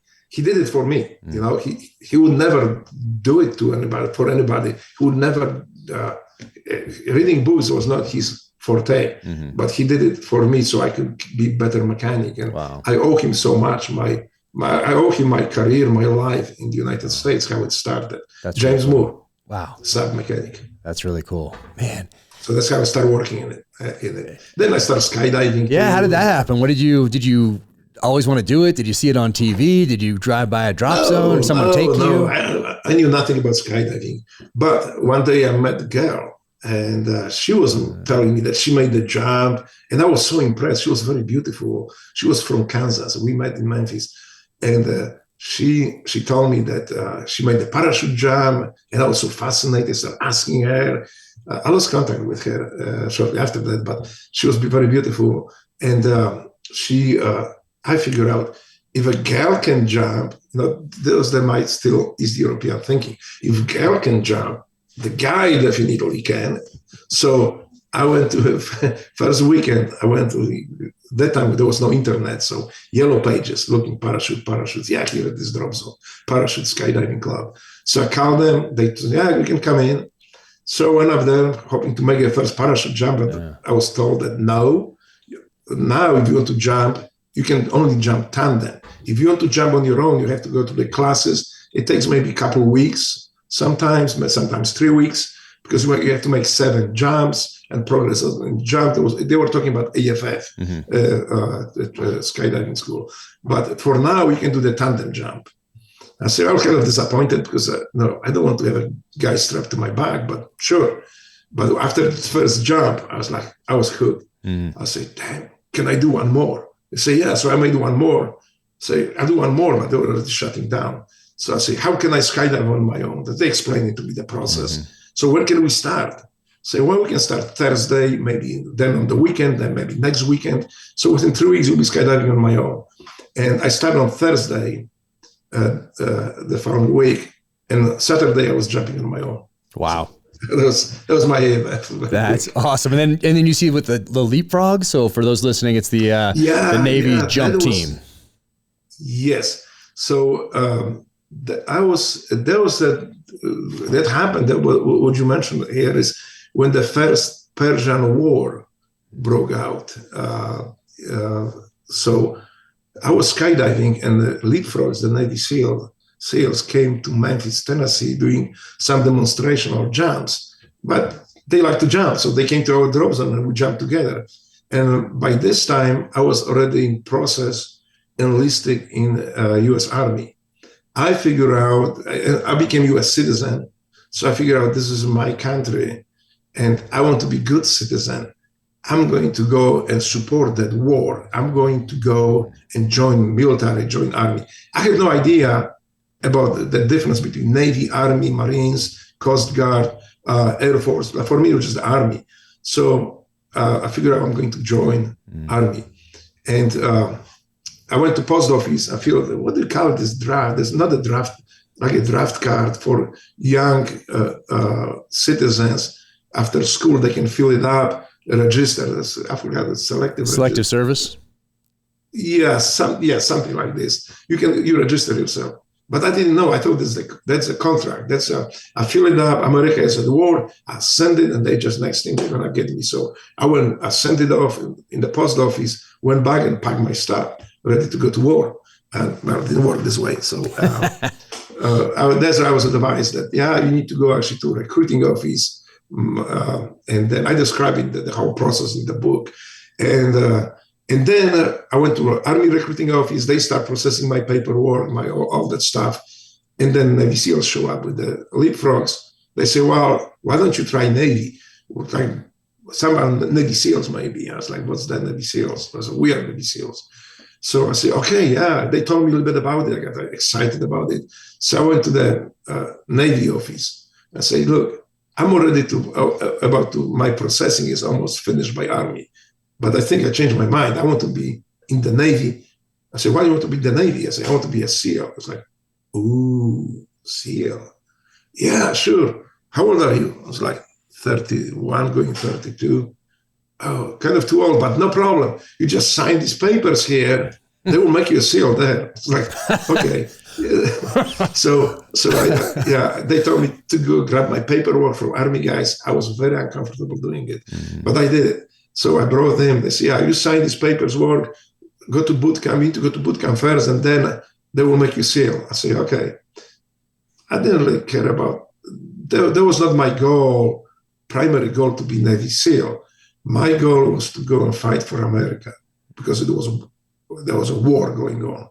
And if I fight as a SEAL or anybody else, I'm fine. I would like to be a SEAL, but there was nothing that it's not the most important thing for me. But it happened that actually I graduated from the boot camp as a #1 recruit, the best recruit in the whole graduation group. Nice. Then I went to A school, and I graduated in the top of the class, or second maybe.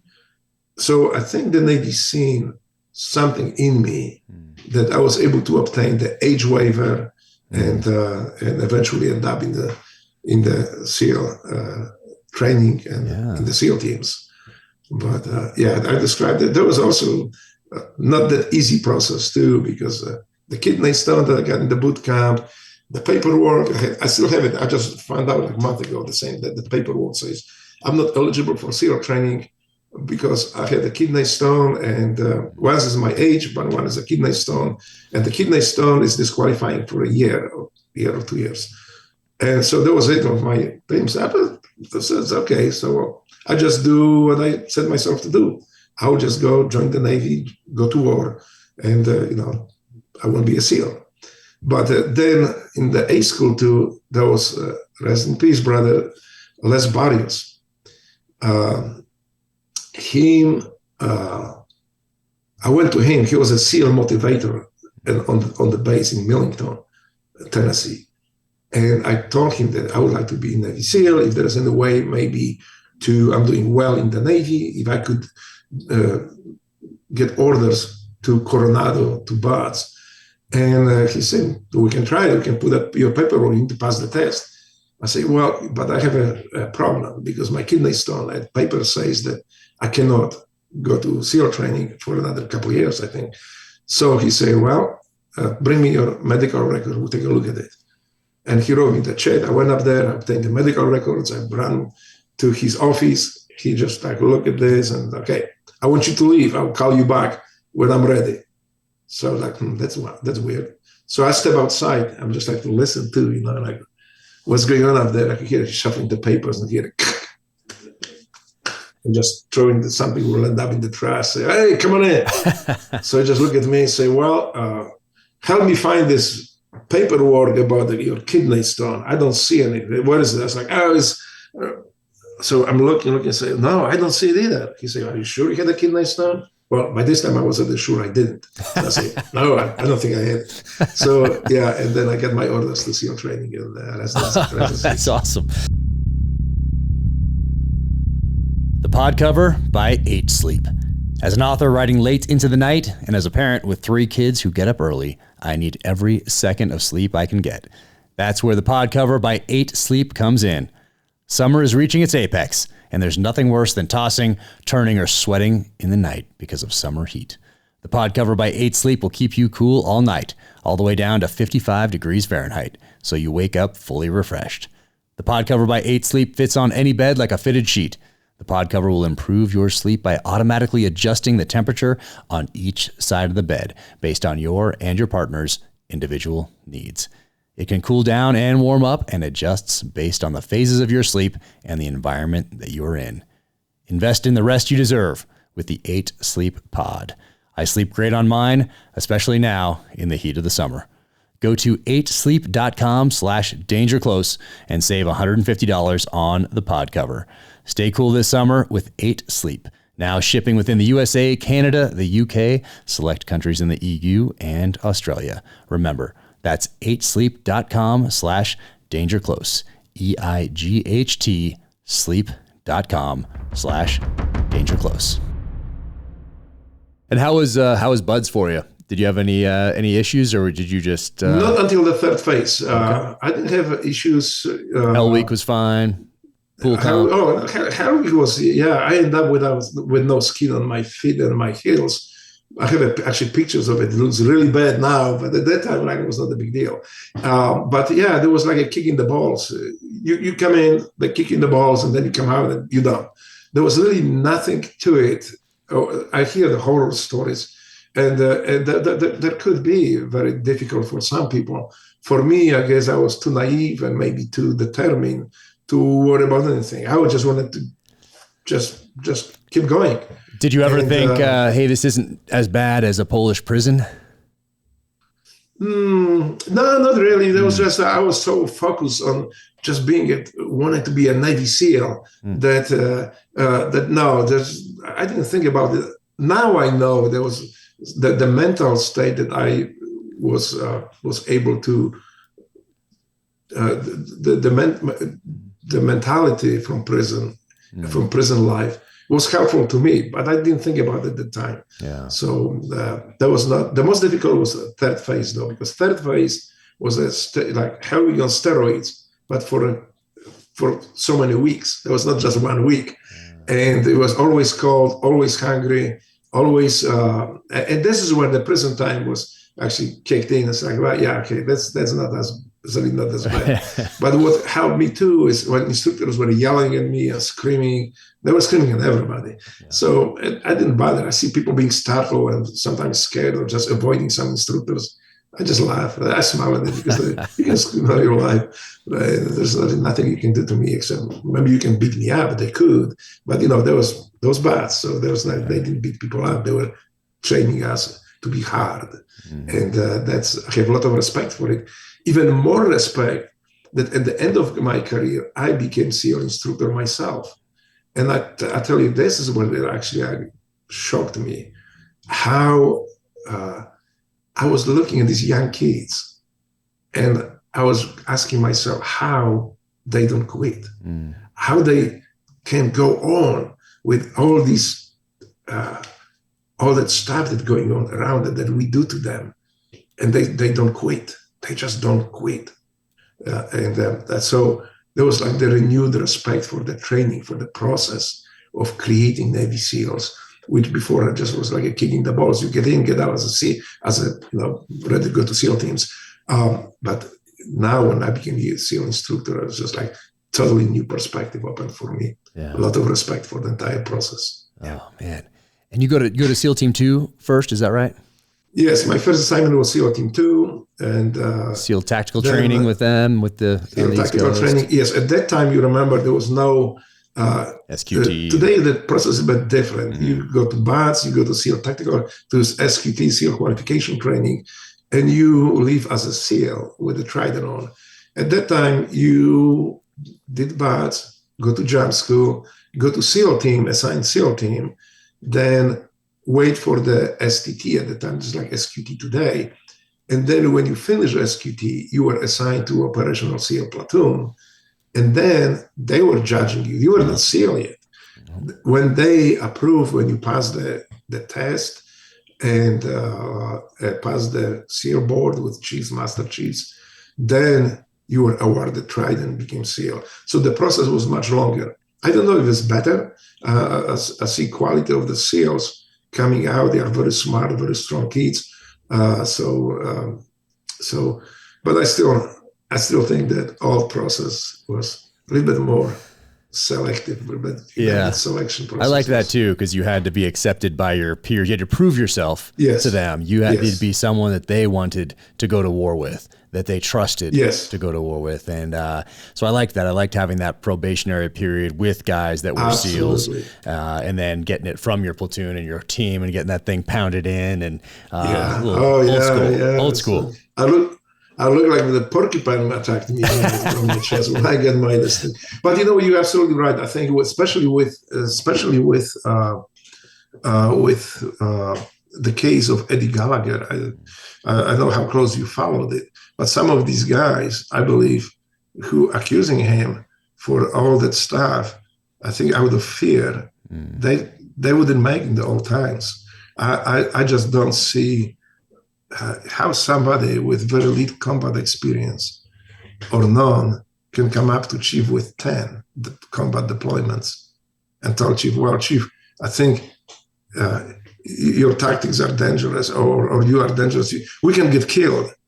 I mean, are you serious? That's coming from the Navy SEAL. Some of these guys are no longer SEALs, but that's just something that I could not comprehend, how even that word can come out of somebody's mouth, or we can get killed. Yeah, we can. That's our job. Yeah. Sometimes that you put life on line. But that's happening. That's why I'm very fond of this old process. Where you actually, like you say, you have to be approved and you have to be by your peers. Yeah, there's something about that. And then you go into a workup, and I think you have 3 deployments before September 11th. How many deployments do you do? 3. Yes. And on one of those, did you go back to Poland on one of those? Oh, yes. On one of those, I went to Poland. I described it in the book. And the first deployment was 1995. So it was right after the socialism fell in Poland, and they were still having the old ways of doing things. So I remember with friends, with the team guys, with SEALs, we went to a restaurant, and of course the staff and the waitresses, they start promptly yelling at us, screaming at us, and just telling us what to do, what we can eat, what we cannot.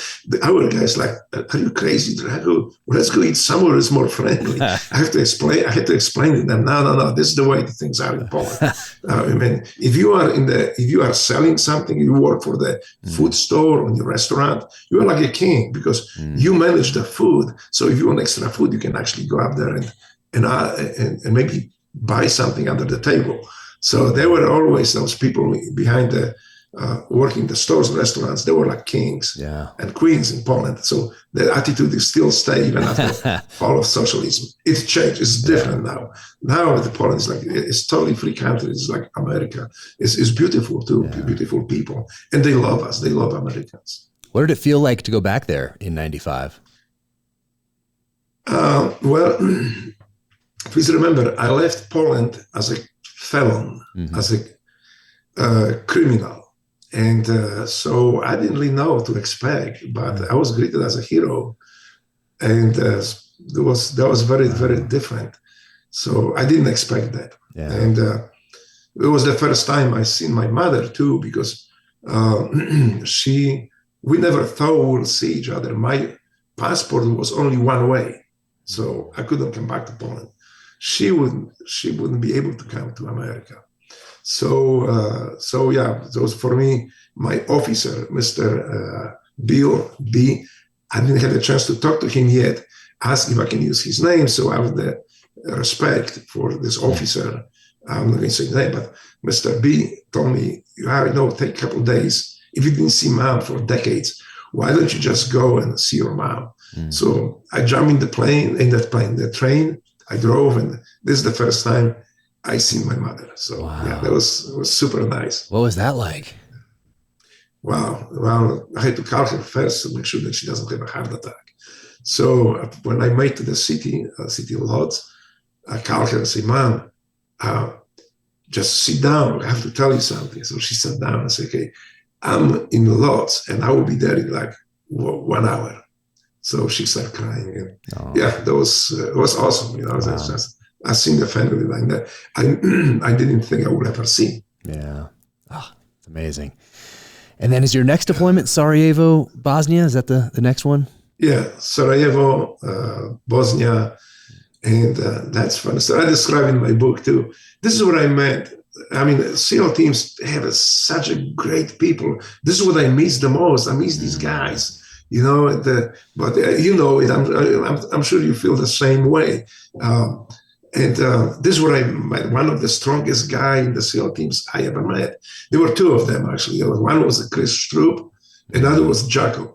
But Chris Stroop, this guy, good God, we went to France to do some exercises with their commandos. He put so many plates on the bar when they were doing their chest presses. He bent the bar, the weight started falling off. Frenchies got offended that we destroyed their equipment, but Chris was that strong. Mm-hmm. He actually helped me a lot too, setting up the program, teaching me how to really properly work out, how to be stronger. And that guy was extremely strong. And another guy from another platoon was Jaco.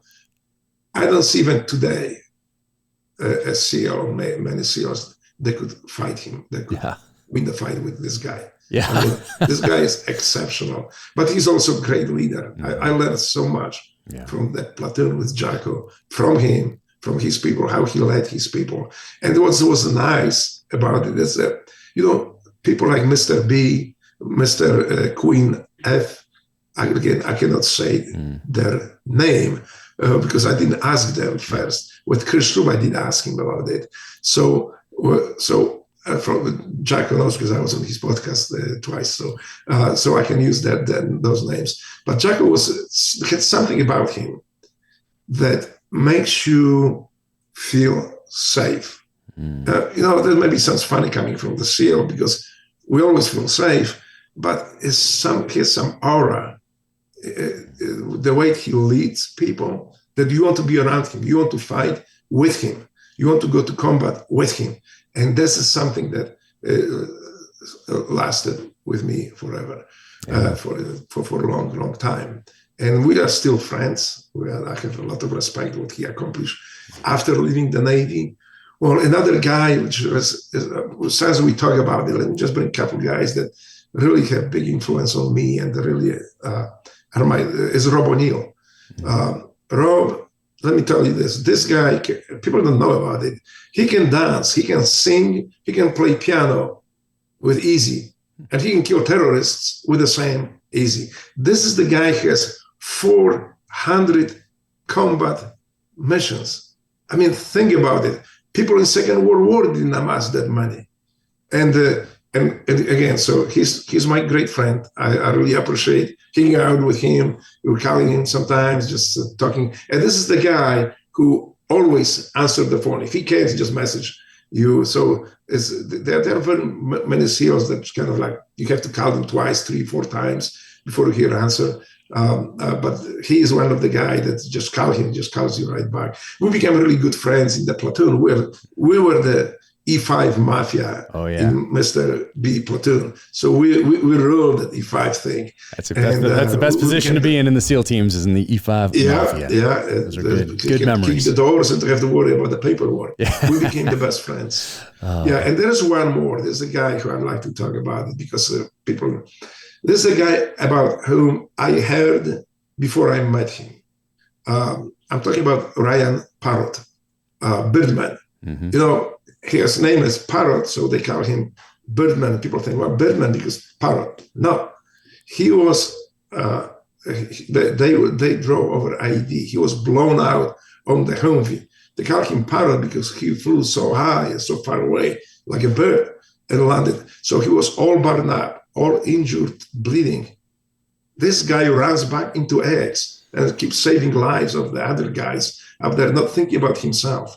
I mean, he's my hero. He's one of my heroes. Yeah, Ryan Parrott, Birdman. He's awesome, and we're trying to link up and get him on the podcast here at some point. We text each other. Every now please and again. do so. I mean, this guy can, and he's still doing things for our community. Yeah, he's still if you get him on your podcast, brother, I mean, I'll be signing up and clicking all the best clicks I can get. Awesome. Yeah, I'm gonna text him right after this. You reminded me. It's been like a month or so since we've talked, so I'm gonna hit him up right after this. But since we talk about the guys, there's so many. There's so many guys. You just like you don't mention one, and then you feel bad. Like, gee, I should say something about him. But there's Joe Lambert. I mean, I don't think I would be married today if not this guy. We were in the SEAL instructors at the time, and I had my challenges with clothing. All I had is jeans and a white t-shirt. If I wanted to be fancy, I was wearing black jeans and black t-shirt. Mm-hmm. But that was the clothes I had. He said, Drago, you cannot find wife, you cannot find girlfriend if you just dress like a bomb. This is not the war zone. He actually took me to the stores. And he purchased, I mean, I paid for it, but he actually dressed me up. So after the visit with Joel to clothing stores, shoe stores and stuff, I was sure there was no girl in the world that can resist my charm. So, and boy, were you right. That's how I met Rachel later. Yeah. So Joel, you hear it, brother. Cheers. That's awesome. Oh man, what were you guys? What was the mission in Bosnia and Sarajevo when you were there? For us, it was not really much. We didn't do a lot, but we were mostly. I don't know if I can talk about this. I think there's no big deal about this anymore. But we were surveying at the time the safe houses and their escape routes, and was basically escorting the Air Force guy who was judging if it is good drop zone, if it's good pickup zone by the aircraft, or helo, or bad, or change. So we were escorting them to the whole Bosnia. And then when one of these bad actors was acquired by our forces, we did secure the airport up there, make sure that it's safe and he can be removed from Yugoslavia in safe manner and stuff. Besides, we did some other stuff too, which I would not want to talk about until I have a chance to talk to Mr. Bill B. And our chiefs and our commanders. Yeah. And then you do in 2000, I think you're doing some shipboarding in the the UN embargo. Yes. Yeah, I did some of that as well. So I was reading about that in your book, and we hadn't talked about that before. So I didn't know you did that mission as well. So that's an interesting one. It was the only time I was on a ship in all my time in the military was, or my time in the Navy was doing that mission. And you guys did it before September 11th. Is that right? Yeah, that was before September 11th. At that time, there was like a big thing. Oh my God, these guys just hijacked Russian tanker. But from today's perspective, that was not that difficult mission. But for us at the time, that was something very big and very, especially that we were working over a Russian tanker that flew Russian flag. And it was, I believe it went all the way to Madeleine Albright at the time to get the approval to take the ship down. And the thing was that they already knew that something is going on. So they were skirting the territorial waters of other countries. So for us, the challenge was to take down that ship before it turns into the territorial waters of other countries, because then we have an international incident on hands. We would have to jump off that ship into the water, not to get into territorial waters of another country. So but we were very quick. We just fast rode from the hill of the ship, took it down. I terrorized the captain was yakking in Russian, that do not cooperate, don't help Americans. They are bad people. They are imperialists and so on. So, unfortunately for the dude, I spoke Russian. Mr. Queen F spoke Russian, and we have a Robert M who spoke Russian. So we were all set for this. Wow. So Mr. F tells me to take this guy outside, just silence him, make him quiet for some time. So I just took him outside and just told him to shut up, or I would squash him into this chimney right there. There's a little opening the size of the briefcase. I say, if you don't fit, I will make you fit in, and so just shut up. And he did. And so then that's how we took down the ship very quickly. We were over it. That was under Jacko's command. Nice. And then when were you? Where were you on September? Jacko, Mr. Fielder. Yeah. Where were you on September 11th? September 11th, I was on the quarterdeck of SEAL Team 2. Actually, I was in the gym. We were working out, and one of the guys came in the gym and say, "Hey, there is the airplane just hit one of the Twin Towers." So the first comments, I remember even myself, what an idiot flew the airplane into one of the Twin Towers. Mm-hmm. Was he drunk or something? Didn't think that we didn't understand the gravity of it yet, and we thought it was just a small airplane. But then more people start coming to the gym, but say, "Hey, this is something that there's not a small plane. There was a jetliner that did that."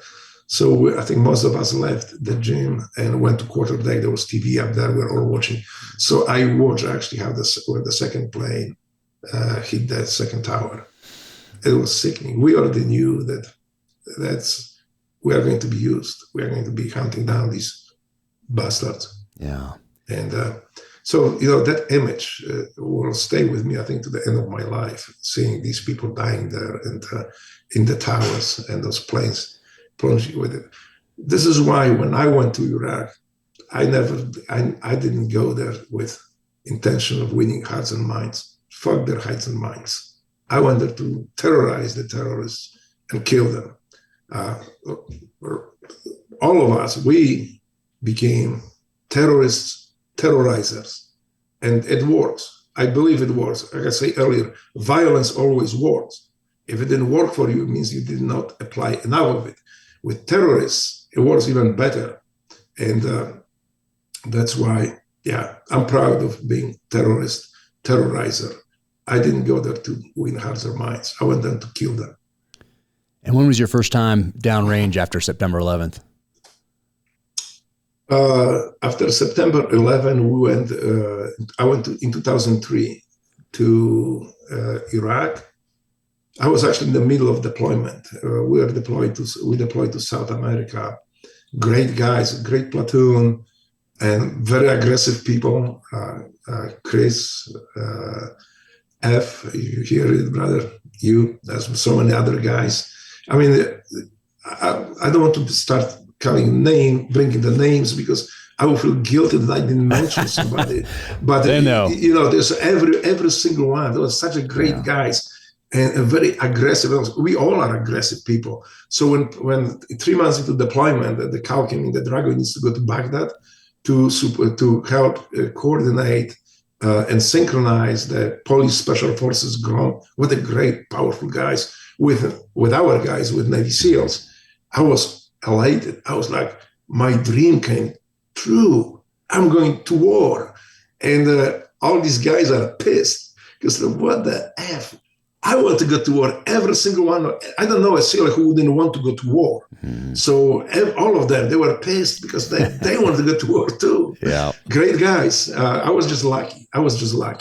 So when they sent me to Baghdad, and that's where I started. But the thing is that I supposed to go there for 3 months. We did the 6 months deployments, right? So 3 months in South America, and then we go to I was told you go for 3 months to Iraq. You come back, we start another cycle, another platoon, SEAL platoon.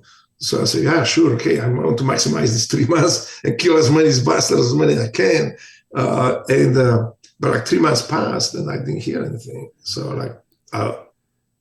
that's cool. I'm just gonna stay. Yeah. So they didn't say nothing. I didn't say nothing.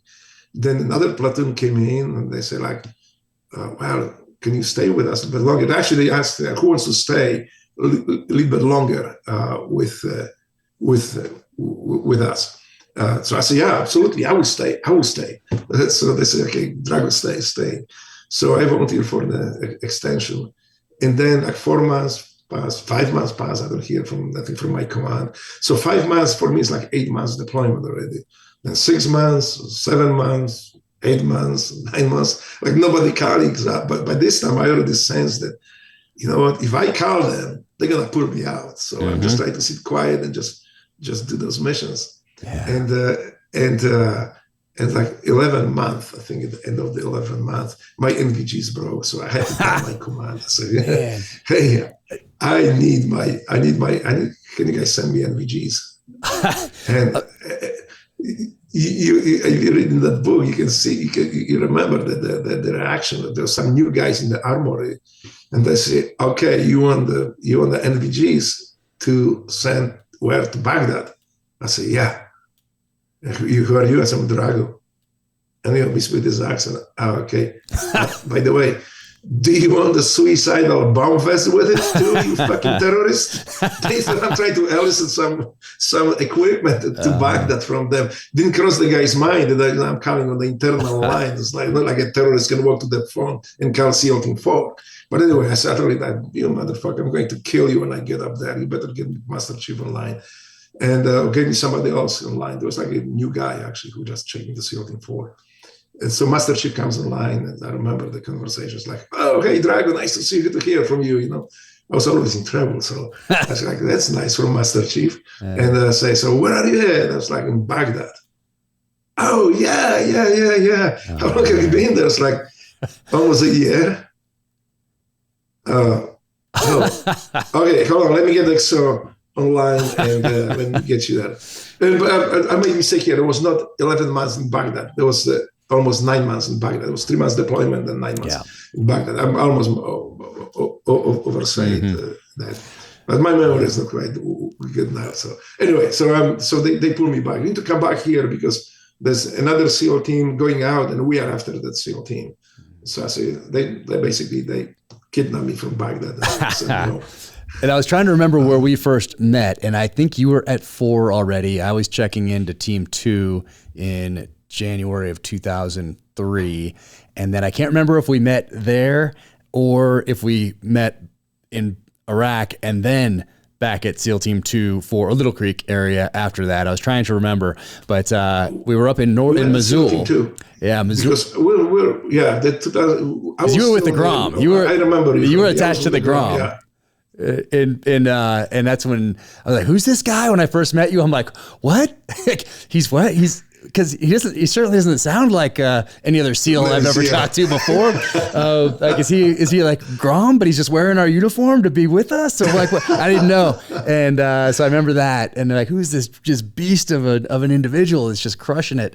And then Mosul, we were in Mosul in 2004. 2004, yeah, I was there too. Yeah, doing you were liaison with the Grom, I think, for most of that period. Like you were with the Grom. I was staying there, and you remember what happened then? Is your mission changed? So I was left with Grom. So we're just riding savages with Grom. Yeah, the Marines got up. That was actually started with the Marines because the Marines, their special forces, I think they were not part of the SOCOM yet. They came in, and the Grom said, we don't want to work with them. They're not SEALs. I was like, dude, they are good guys. But I tell you, I was very impressed with these guys. They were fantastic. They were awesome guys. We gave them the old Humvees. Like somebody else I would expect would be bitching and whining about it. These guys fixed them up, and they were so proud of what they did. Look at this. They pull out in our posse camp and say, look, Drago, look at this. They fixed them. They made them better than we ever made them, than we had them. So they didn't want to work with Marines. I said, like, no, dude, they are so good guys. Once we start working with this unit, they love them. They love Marines. Yeah. By the way, my son is Marine too. So, oh wow, didn't know that. I mean, he left Marines now. He's in college, studying in university electrical engineering. Wow. But he spent a year in Afghanistan as a Marine. So my other son is the Coast Guard. Oh man, well please give them both my best. And you stayed up there in Mosul. We had to go down to Baghdad for the interim Iraqi government official protection detail. And then did you go to I can't remember because we were in separate sectors, but Grom snipers went to Najaf. And I had a sniper team in one portion of Najaf, Iraq, in that summer, August of 2004. And then Grom had a certain section with snipers. Marine Mars Octet 1 had a certain section. Army SF had a certain section. And I forget where we linked up again after that. Well, what happened is when you guys left, we stayed in Mosul, doing the same thing with the DAs and snatching these bastards and killing them. But the problem was that you guys cleaned the Mosul to the point there was nobody there, and people were scared of running. And when we did the raids after you guys left, there was like nobody to catch. You got everybody. So your platoon, your task unit actually cleaned the Mosul to the point that we had no jobs. So we moved back to Baghdad, and then we started working with Marines and raiding savages in Baghdad, and taking care of them up there. That was, and then so I was supposed to be there for like 2 weeks when I came to Mosul, but so like 2 weeks passed, nobody says anything, so I'm just like keeping my fingers crossed that they forgot about me. So like 2 months, 2 weeks, months, 2 months, 3 months, 4 months. Then I get a call from my team, say, Drago, dude, we are deploying in 2 months. You need to come back and get in your platoon, start working. So I came back, we got the platoon. I don't remember those 2 months, 3 months, whatever the time was.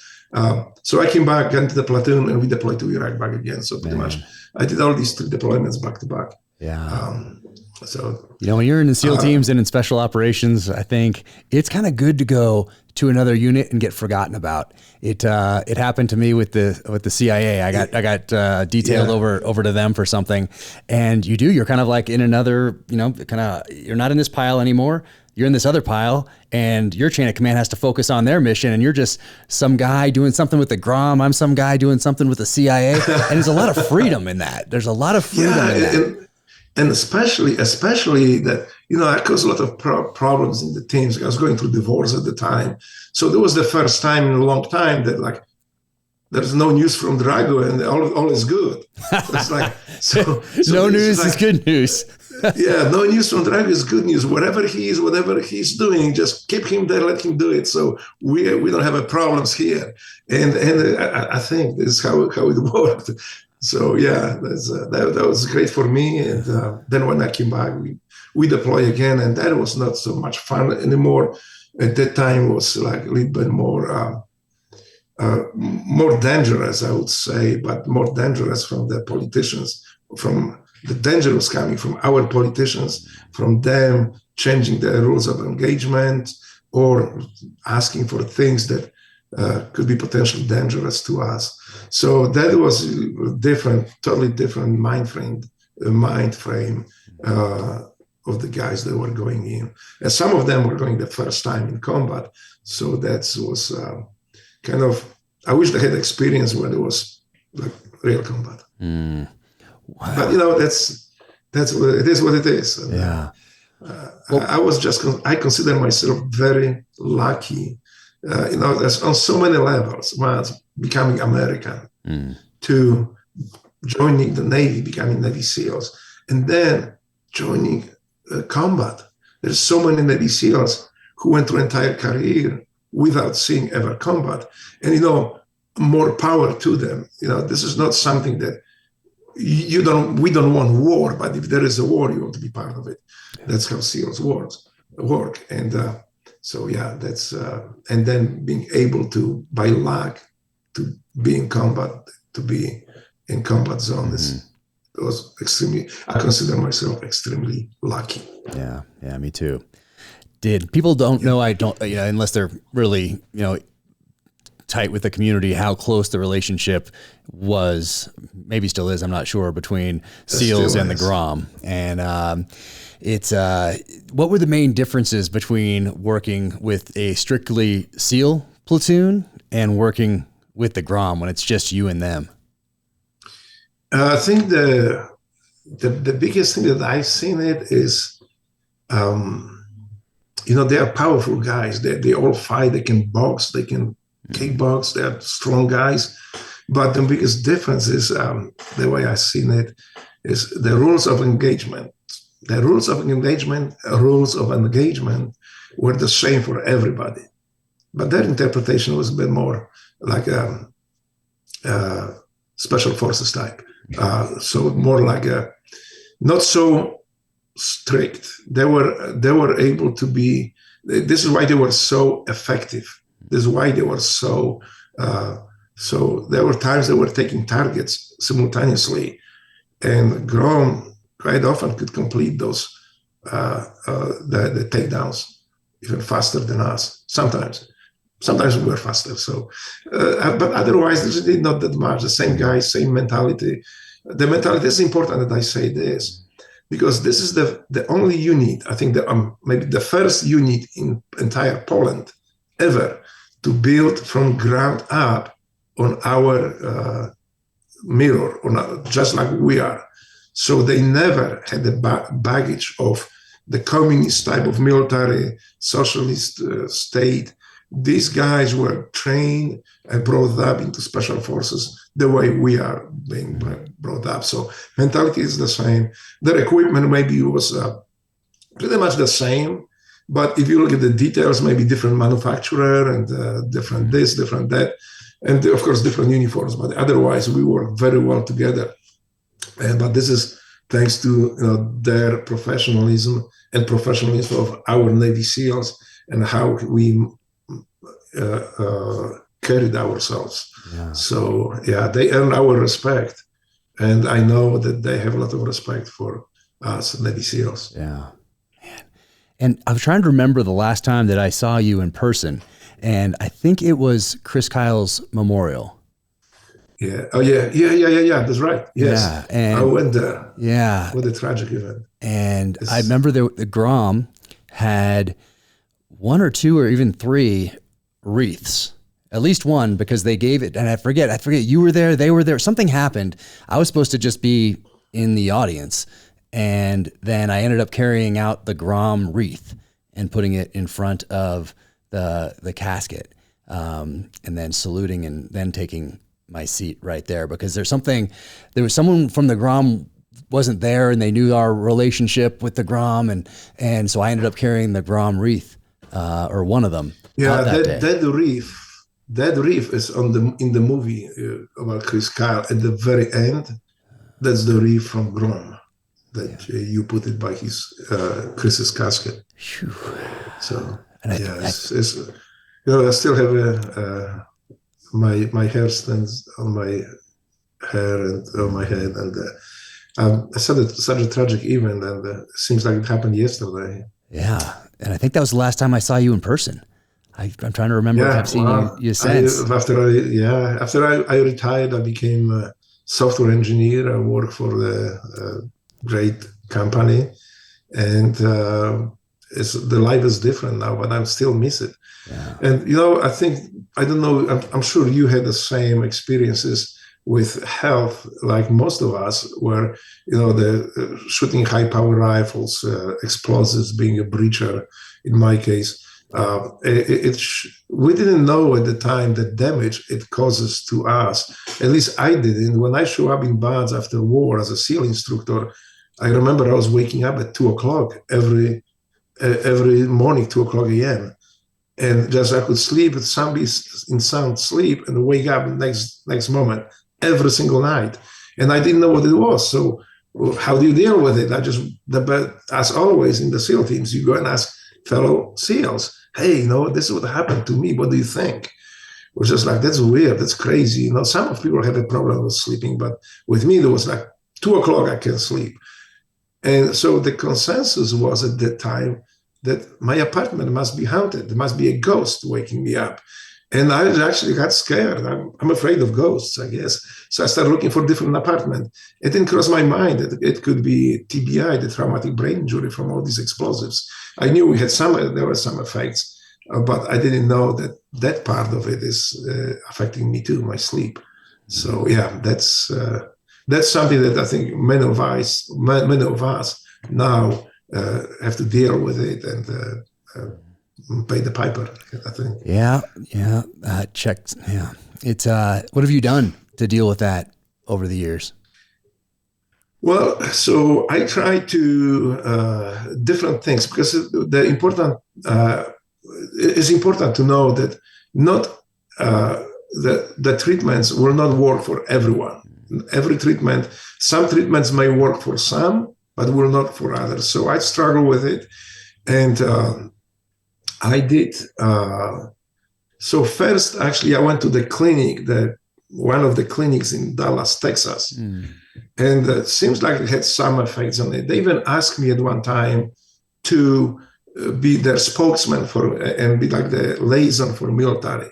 I did, but it tells you now. So what turned out to be, they were using fake prescriptions, the prescriptions signed by a doctor who does not work there.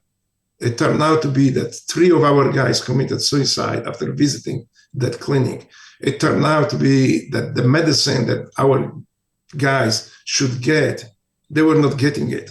And that I know from one of the doctors who complained to me about it. So when I found it out, we lost 3 of our guys, but there were 2 Marines, I believe, that committed suicide as well. I shut this down. I told them I'm done with it. And they were threatening me with the lawyers. The female business manager, actually, she decided to write the letter with the lawyer. And they sent those lawyers letters to every possible employer I could apply for the job for. So, but anyway, I shut them down. Like 6 or 7 months later, they were gone because the fraud, the state of Texas was trying to sue them for the money they fraudulently, I believe, used. Wow. And so, yeah, I'm proud I shut this fraudulent clinic down. Some of the doctors were not fraudulent. The operation was fraudulent, and some of the doctors were on it, but not all of them. Some of them I still have respect for. Wow. But yeah, so that didn't work. So, and another thing, I'm sure you experience the same thing. If you don't feel good, if there's something wrong with you, what do? You ask fellow team guys, because that's that was my closest family. I didn't have any family at the time. So ask team guys, what do you think? Am I okay? People are saying I'm not okay. Or like, no, you're okay. You're just like me. But I didn't think that I'm just like him, because he is fucked up like I am too. So he has the same injuries, he has same afflictions. So yeah, we look normal to each other, but in reality, it's not. The biggest, the best, I think, indication that something is wrong will come from your family and friends, who can see the difference. You and your fellow team guys, it's very seldom, it's very difficult to tell, because we are all the same, we injure very similar way. Yeah. And then, but then I met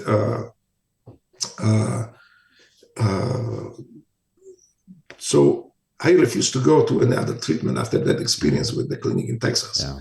And at one time, and I owed it to Dan Cirillo, Taco, rest in peace, brother. He actually said, Drago, you're not okay. I need to get you in the treatment.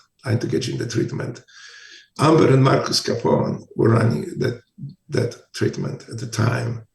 And there was a Mission Within with Dr. Polanco. And what a great organizations.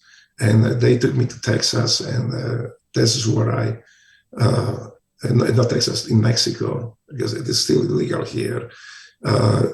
We used that medicine that it changed me. When I came out of this treatment, I told my wife that you don't have to like Drago in the cage. I buried him in the desert. So, and seems like the problems subside and eventually stopped. I see things differently. Well, one of these indicators for me, for people around me, was I had no dimmer switch. I'll be honest about it, because maybe it will help another team guy. I had no dimmer switch. I was either on or off. I either like somebody or I hate somebody. And there was nothing in between. there are people after this treatment that came out and say, well, I love everybody. I have no anger, no nothing. Well, if I didn't like somebody, it was like, I don't like him, but at least I don't want to kill him. So I'm much better. And my wife is very proud of me, what I accomplished. But, this is as much her work as mine. I always laugh and smile because I say she domesticated me. I'm domesticated now. So. I don't know if I believe it. I had Nick Norris on the podcast also, who did the same treatment down in Mexico, and he talked me through all of that. And it's incredible how many people that's helped. And I'm so glad that you did that, and that you're feeling good. Yes, definitely. It's a totally different life. Yeah. I enjoy it. And my wife is the biggest advocate of this treatment. Yeah. So we are operating the Navy SEALs Fund, 501c3 charity. And we are very adamant about helping in this case with this treatment. So we are, I have damage to my eyes and they just bother me sometimes. Okay, so we are in support of this treatment, and it is important for us that guys go to it. Navy SEALs Fund, this is my logo above my head. Yeah, see it right there. Navy SEAL. So for everybody listening, NavySealsFund.org. Yes. Brotherhood Beyond Battlefield. Yeah. Man. Yes. It's 501c3, but we're a bit different because our board of directors, nobody in SEAL team, nobody in Navy SEALs Fund receives pension. We don't have pension plans. We do not have salaries. Everything is done by SEALs on voluntary basis. And we have a civilian oversight board, our sponsors, we have our ambassadors, but everything is done on voluntary basis. So all the money coming into Navy SEALs Fund, we're going directly to the mission. We do not have salaries or paid position within Navy SEALs Fund. Yeah. Oh, man. And so, what's when you look at the state of the country today and you think about your sons and what they're inheriting and what their kids will inherit, are you hopeful for the future? I am hopeful. Even now, people, I hear there's a lot of things happening in our country that are alarming to me. But please remember, America was built on personal freedom. America was built on goodness. And I tell you this too, the goodness in people is so transparent because they don't think about it. This is how America was born. This is how American people are brought up. If you do something good for other people, you don't dwell on it or what I can get back for it. People hear when they are good because this is the way they were born and brought up. So, and it is so normal in America that people here don't pay attention. They just do good things because this is the right thing to do. But I have to tell you, this is not normal anywhere else in the world. It's only normal in America. And I am hopeful that some of these divisions created now, we will overcome it. We as a nation, we need to be proud of America. We need to make sure that we protect America because nowadays the warfare is a new type of warfare. They don't need to storm our beaches, right? I say right? Yep. Not the beaches, beaches. Yeah. I have always problem with this. It's one of the words I'm not allowed to say to my wife.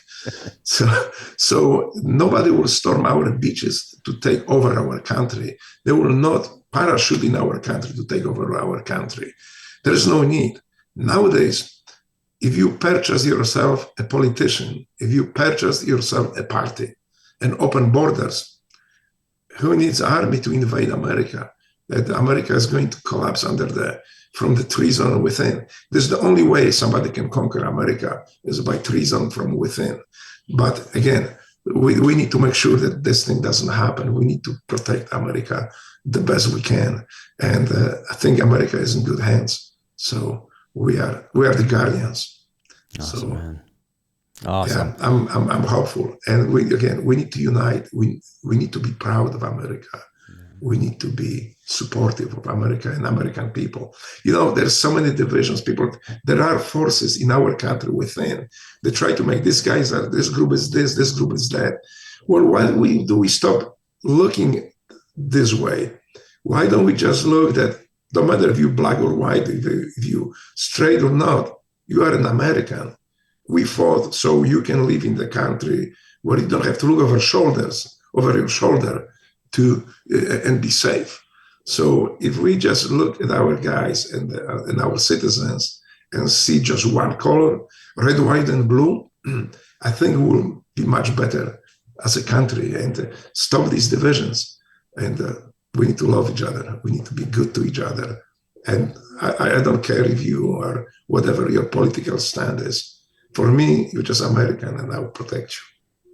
Man, I can't think of a better way to end it than that. And the book is The Pledge to America, One Man's Journey from Political Prisoner to U.S. Navy SEAL. So I want everybody to read this book, and it's fascinating. And Drago, man, thank you for all you've done for this nation and for your friendship. And man, I hope I can see you in person one of these days soon and give you a big hug. My home is your home, brother. Anytime here, you know how to find me, and beer on me. And again, I got to combat with you in the heartbeat anytime. I appreciate it. I appreciate inviting me. Works both ways, brother. Both ways. Thank you so much, and we'll talk soon. Talk to you soon. Bye. Black Rifle Coffee Company. You can help Black Rifle Coffee raise $1 million to benefit veterans through the boot campaign. All you need to do is grab a can of ready-to-drink coffee online or from your local grocery or convenience store. The Boot Campaign is one of the most renowned veteran-focused nonprofits in the country, working tirelessly to provide life-changing aid and benefits to service members and their families. Join forces with Black Rifle in the Boot Campaign from May through the end of the year, where every can of ready-to-drink coffee you buy will contribute to making this massive donation possible. Black Rifle ready-to-drink coffee is available in several great-tasting flavors on the Black Rifle Coffee website, at your local convenience or grocery store, and no matter where you are, you can fuel your caffeine fix while supporting veterans. Every time you crack open a can of ready-to-drink, you'll be making a huge difference in the lives of veterans and their families. Black Rifle Coffee is committed to serving the veteran community, and with your help, we can all continue to make a difference. Let's raise a can together to keep fueling Americans for a good cause.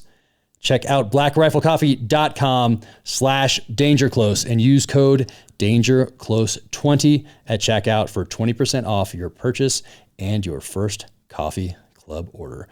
blackriflecoffee.com/dangerclose. Drink up. Welcome to the gear highlight portion of the Danger Close podcast. First off, this is the Sig Sauer cross rifle right here. Absolutely love this setup. I have two of them, and cross rifle, Sig Sauer Optic right here, and Atlas bipod up front. If you haven't shot one of these, highly recommend you give it a run.